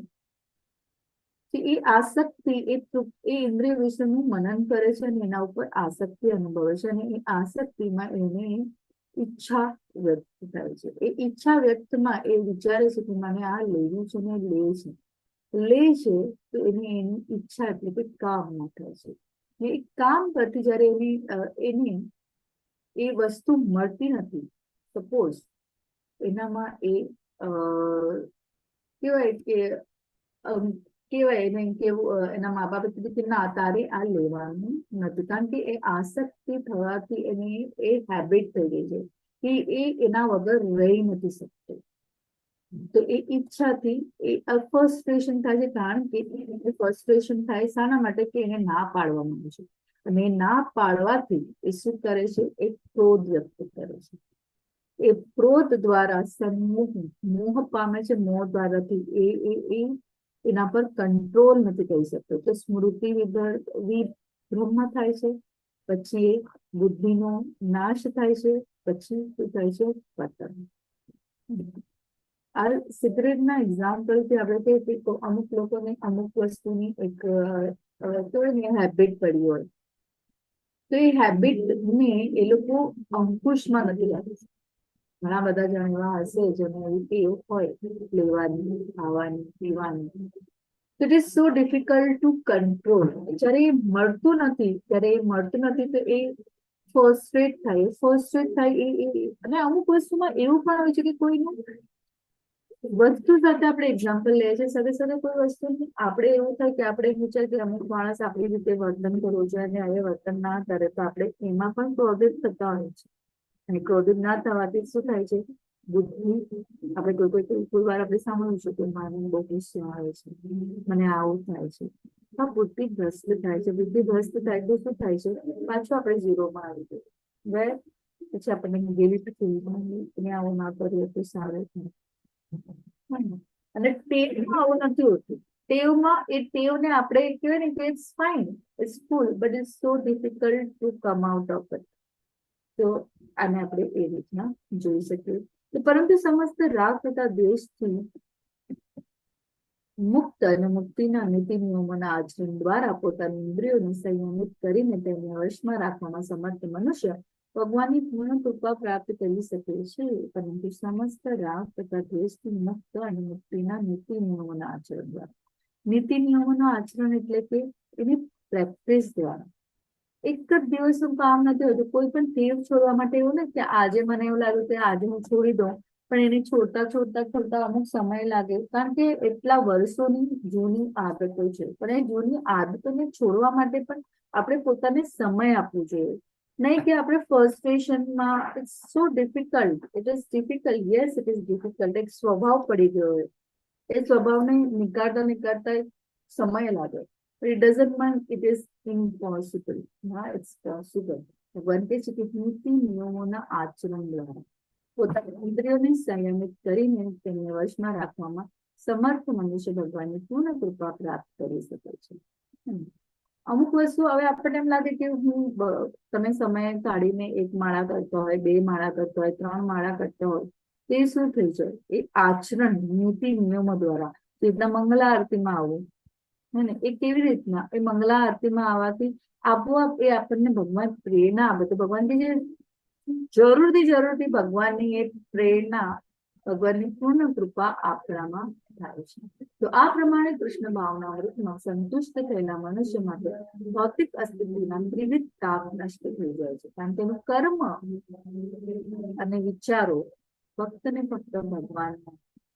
હવે આપણે એમ લાગે કે આપણે આખો વખત કેવી રીતના ભગવાન જે ભગવાને કીધું છે કે બધી જ બધા કણમાં હું છું, તો દરેક વસ્તુ જયારે આપણે કરતા હોય, વિચારતા હોય, એમાં જ ભગવાન આવી જાય તો આપણા મનના વિચારો અને કર્મ આપોઆપ સિદ્ધ થતા જાય. તો આપણે આ ત્રિવિધ તાપોથી શું થયું? આપણા ત્રિવિધ તાપો નષ્ટ થયું. આવી સંતુષ્ટ અવસ્થામાં તેમની તરત જ સારી રીતે સ્થિર થઈ જાય છે. જયારે આપણે ક્રોધનો, ભયનો દાખલો જોયો તો એ ફ્રસ્ટ્રેશન ક્યારે આવે? જયારે આપણને કઈ વસ્તુ ના મળે. પણ જયારે આપણે એ બુદ્ધિની, એ ક્રોધને આપણે જોયું, એ ક્રોધને ભગવાન હનુમાનજી કેવી રીતના ડાયવર્ટ કર્યું, એવી જ એ વસ્તુ આપણે ભગવાન કૃષ્ણ ભાવના યુક્ત કર્મમાં, કારણ કે ભગવાન પ્રત્યેનું કર્મ હોય એ હંમેશા સારું હોય, સત્વગુણો ભરેલું જ હોય, એ ક્યારેક તમો ગુણ અને રજો ગુણ નથી હોતું. તે ત્રિવિધ તાપોથી આપણને શું કરે છે? દૂર કરે છે. તે ભગવાન કહે છે અહીંયા બુદ્ધિ તરત જ સારી રીતે સ્થિર થઈ જાય છે. ભગવાન પ્રત્યેનું, ભગવાનની લીલાઓ વિશે સાંભળવાનું, કેમ ભગવાન આપણે ABCD કહે છે, કેમ એસોસિએશન કહે છે, ભગવદ્ ગીતાનું રીડિંગ કરવા કેમ કહે છે, ચાન્ટિંગ કેમ કરવાની કહે છે, શાના માટે, કીર્તન કેમ કરવું જોઈએ, ભગવાનની લીલાનું શ્રવણમ કેમ કરવું જોઈએ, જેથી કરીને આપણા જન્મોના જે ક્લેશો છે, 84 લાખના જન્મનો જે આપણે ગુણો જે આપણે લઈને આવે છે, ક્લેશો, એ દ્વંદ્વો, એનો વિનાશ થાય. એ ધીરે ધીરે આ ભગવાન નામના મહામંત્રના જાપથી એ ક્લેશોનું આપણે કહેવાય ને ધૂળ, આપણા જે હૃદયમાં આટલા જન્મોની જે ધૂળ છે એ શું થાય છે? સાફ થાય છે. એ શું થાય? આવી સંતુષ્ટ અવસ્થામાં તેની બુદ્ધિ તરત જ સારી રીતે સ્થિર થઈ જાય છે. કૃષ્ણ ભાવના પરાયણ થઈને જે મનુષ્ય પરમેશ્વરના સંબંધમાં રહેતો નથી, તેની બુદ્ધિ દિવ્ય થતી નથી અને ચિત્ત પણ સંયમિત થતું નથી, જેના વિના શાંતિની કોઈ શક્યતા હોતી નથી. અને શાંતિ વિના સુખ પણ કેવી રીતે સંભવ? બરાબર, મનમાં શાંતિ નથી, ઘરમાં બધું છે પણ શાંતિ નથી, આપણે હંમેશા કહેતા હોય છે. શાના માટે? તો એ ઈચ્છાઓ, ભગવાનના સાથેના આપણા સંબંધને આપણે સમજી શકતા નથી, એ અજ્ઞાનતાના કારણે. પણ જયારે આપણે આ જ્ઞાન પ્રાપ્ત કરી અને લીધું તો આપણે એને સમજી શકીએ છીએ. તો જરૂરી છે એને સમજવું. જેવી રીતે પાણીમાંની નૌકા પ્રબળ પવન દ્વારા દૂર ખેંચાઈ જાય છે, તેવી રીતે વિચારશે ઇન્દ્રિયોમાંથી કોઈ એક પર પણ જો મન કેન્દ્રિત થાય તો તે મનુષ્યની બુદ્ધિને હારી જાય છે. જેવી રીતે પાણીમાંની નૌકા પ્રબળ પવન દ્વારા, તો ખૂબ સરસ એક્ઝામ્પલ્સ ભગવાન હંમેશા આપતા છે કે પાણીમાંની નૌકા પ્રબળ પવન દ્વારા દૂર થઈ શકે છે. એટલી ઈચ્છા એટલી પ્રબળ છે કે થોડી પણ હવા આવે તો એના ઉપર, એના તરફ ખેંચાઈ જાય છે. તો એ પ્રબળ પવન, તો કેવું પ્રબળ પવન છે? તો એ આસક્તિ જે છે એના તરફ. તો તેવી રીતે વિચરણશીલ ઇન્દ્રિયોમાંથી કોઈ એક પર પણ જો મન કેન્દ્રિત થાય તો તે મનુષ્યની બુદ્ધિને હારી લે છે. જે રીતના આપણે ક્યારેક એક હેબિટ હોય આપણી ને, ચા પીવી, છાપું વાંચવું, ટીવી જોવાનું, એક હેબિટ, એની ન કામનું જે આપણને કૃષ્ણ ભાવના યુક્ત કર્મ જ નથી. એ આપણને એમાંથી આપણને કોઈ ભગવાન વિશેની કોઈ માહિતી નથી કે ભગવાન સાથેનું કોઈ આપણું કનેક્શન નથી, પણ સ્ટીલ આપણે શું કરીએ છીએ, એમાં આસક્ત થઈએ છીએ. તો ભગવાન કહે છે એ બુદ્ધિને શું કરી લે છે, હરી લે છે. તેથી હે મહાભાવ, જે મનુષ્યની ઇન્દ્રિય તેમના વિષયમાંથી સંયમિત થયેલો છે, તેની બુદ્ધિ નિસંદેહ સ્થિર હોય છે. આ જો ભગવાનના વિચારોમાં હોય, ભગવાનના પ્રત્યેના એના કર્મમાં હોય, તો શું હોય, એ નિસંદેહ સ્થિર હોય છે. સર્વ જીવો માટે જે રાત્રિ છે તે આત્મસંયમ મનુષ્ય માટે જાગતા રહેવાનો સમય છે, અને જેમ સમસ્ત જીવોને જાગવાનો સમય છે તે આત્મનિરીક્ષણ કરનાર મન માટે રાત્રિ છે. જો ખૂબ સરસ સરળ સમજો શબ્દોમાં ભગવાન કે સર્વ જીવો, અહીંયા આપણે આટલા બધા જણ જયારે વનમાં જોડાય, હંમેશાનું છે કે લાખો માંથી એક મનુષ્ય ભગવાને આ વાતને સમજે છે કે સર્વ જીવો માટે આપણે પરિવારજનોના સદસ્યોમાંથી જ આપણે ટ્રાય કરીએ કે એ લોકો પણ કૃષ્ણ ભાવના, કૃષ્ણ વિશે સાંભળે, પણ એટલું જરૂરી નથી કે બધા જ સાંભળતા હોય કે બધા જ એમાં ઇન્ટરેસ્ટ ધરાવતા. ભગવાન કે જે સર્વ જીવો માટે રાત્રિ છે તે આત્મસંયમી મનુષ્ય માટે જાગતા રહેવાનું સમય છે. જે લોકો અનકોન્શિયસ છે, જેને કૃષ્ણ ભાવના મૃત કર્મ અને વિચાર શું છે અને એ કર્મ ભગવાન પ્રીતિ અર્થ કરવું જોઈએ, એનું જ્ઞાન નથી. અને જાગતા સમયનો રહેવાનો સમય એટલે કે આપણા જેવા આત્મસંયમ, એટલે આપણા જેવા એટલે આપણે હજી એ પ્રોસેસમાં છે, પણ સમજીએ છીએ, થોડું ઘણું તો આપણે સમજીએ છીએ. ભગવાન કહે છે કે થોડી ઘણી પ્રગતિ તો આપણે કરેલું હોય તો પણ આપણે ભગવાન પણ કહે છે. તો કે આત્મસંયમ એટલે કે ભગવાન એની સાથે કમ્પેરિઝન કરે છે કે ભગવાનની વિશે સાંભળે છે, તે શું થયા, કોન્શિયસ થઈ ગયા. કોન્શિયસ થઈ ગયા એટલે કે પોતાના કર્મ ને કોના તરફ, કોના માટે કરવું અને આપણા જીવનનું લક્ષ્ય શું છે, એવા લોકો માટે શું છે, આ જાગતા રહેવાનું છે. અને જે સમસ્ત જીવોનો જાગવાનો સમય છે તે આત્મનિરીક્ષણ કરનારા મુનિ માટે રાત્રિ છે. તો આત્મ સાક્ષાત્કાર કરનારા માટે જે સમસ્ત જીવો જયારે જાગતા હોય ત્યારે એ લોકો માટે, જયારે એ આત્મનિરીક્ષણ, આત્મ સાક્ષાત કરનાર માટે એ રાત્રિ છે. ત્યારે આપણે મંગલાઆરતીમાં ઉઠીએ, સવારના 4:30 વાગે ઉઠીએ, આખા બિલ્ડિંગ માંથી આપણા ઘરની લાઈટ ચાલુ હોય, કેમ તો આપણે ભગવાનની સેવામાં લાગીએ. એમાં પણ કેટલો આનંદ છે ને. એટલે આત્મનિરીક્ષણ કરનાર મન માટે રાત્રિ છે. જેવી રીતે સમુદ્રના માં નદીઓ નિરંતર પ્રવેશ કરતી રહે છે, તથા સમુદ્ર હંમેશા સ્થિર રહે છે. એનામાં ગમે તેટલા પ્રવાહો આવતા હોય, પણ સમુદ્ર ક્યારેય હલન ચલન કરે છે ના, એ સ્થિર રહે છે. તેમ વાસનાઓમાં અવિરત પ્રવાહથી વિચલિત નહીં થનારા મનુષ્ય જ શાંતિ પ્રાપ્ત કરી શકે. તો વાસના એટલે કે કામ વાસના સાથે સાથે ઈચ્છાઓ, ડિઝાયરને પણ આપણે એમાં ઇન્વોલ્વ કરી શકે કે એનાથી એ શું થાય છે, વિચલિત થતો નથી, શાંતિ પ્રાપ્ત કરી શકે. કારણ કે આવી ઈચ્છાઓને સંતુષ્ટ કરવા મત તો મનુષ્ય શાંતિ પ્રાપ્ત કરી શકતો નથી, કારણ કે એની ડિઝાયર જ પૂરી નથી થતી, એની કામ વાસનાઓ પૂરી નથી થતી, તો એ શું થાય છે, ત્યારે પણ શાંતિ પ્રાપ્ત કરી શકતો નથી. જે મનુષ્ય ઇન્દ્રિય તૃપ્તિની સમસ્ત ઈચ્છાઓનો ત્યાગ કરે છે, જે નિષ્ફળ રહે છે અને સ્વામિત્વના ભાવનો સર્વથા ત્યાગ કરી દીધો છે તથા મિથ્યા અહંકારથી રહિત થયેલો છે, તે જ વાસ્તવિક શાંતિ પ્રાપ્ત કરી શકે છે. જ્યારે તે પોતાને કર્તા માની રહ્યો છે બધા કર્મનો, તે સ્વામિત્વ ભાવના ધરાવે છે. પણ જયારે એ વિચારે છે કે આ કર્મ હું ભગવાન માટે કરું છું, નહીં હું ભગવાનનો દાસ છું, તો એ સ્વામિત્વનો ભાવનો સર્વથા ત્યાગ કરી દીધો. એટલે એ અગર જો સ્વામિત્વ અટેચ જ નથી, તો એ મિથ્યા અહંકારમાં પણ શું છે, એ મિથ્યા અહંકારથી પણ રહે છે, એટલે ઈગો જ નથી, તો તે જ વાસ્તવિક શાંતિ પ્રાપ્ત કરી શકે છે. ખૂબ સરસ. આ આધ્યાત્મિક તથા ઈશ્વરમય જીવનનો માર્ગ છે, જેને પામ્યા પછી મનુષ્ય મોહવશ થતો નથી. જો મનુષ્ય મરણ સમયે પણ આવી જ અવસ્થામાં રહે તે ભગવાનના ધામમાં પ્રવેશ પામી શકે છે. જેની અવસ્થા ભગવાનને પ્રાપ્ત કરવાની દુનિયા જ્ઞાનને આત્મસાત કરે, તે શું થાય, એ ભગવાનના ધામમાં પ્રવેશ કરે છે. ખૂબ સરસ. અહીંયા આપણો અધ્યાય પૂરો થાય છે. તો આપણે જોયું શ્લોક નંબર 1 થી 10 અર્જુનની વધુ ક્ષમતા અને તેની શરણાગતિ. 11 થી 30 જ્ઞાન આત્મા માટે કોઈ મૃત્યુ નથી. કર્મકાંડ વિશે જોયું, સ્ફૂર્તિ યોગ વિશે જોયું અને સ્થિત પ્રજ્ઞની વ્યાખ્યા આપણે ભગવાન દ્વારા સમજી. તો આ સાથે અધ્યાય 2 સમાપ્ત થાય છે. 3 મિનિટ વધારે લીધું, માફી ચાહું છું અને મારી વાણીને અહીંયા વિરામ આપું છું. વાંછા કલ્પતરુભ્યશ્ચ કૃપા સિંધુભ્યઃ એવ ચ પતિતાનાં પાવનેભ્યો વૈષ્ણવેભ્યો નમો નમઃ. અનંત કોટી વૈષ્ણવ કી જય. જય શિલા પ્રભુપાદ. હરે કૃષ્ણ કૃષ્ણ કૃષ્ણ હરે હરે, હરે રામ રામ રામ હરે હરે. હરે કૃષ્ણ. સર્વને ખૂબ ખૂબ આભાર જોડાવા માટે અને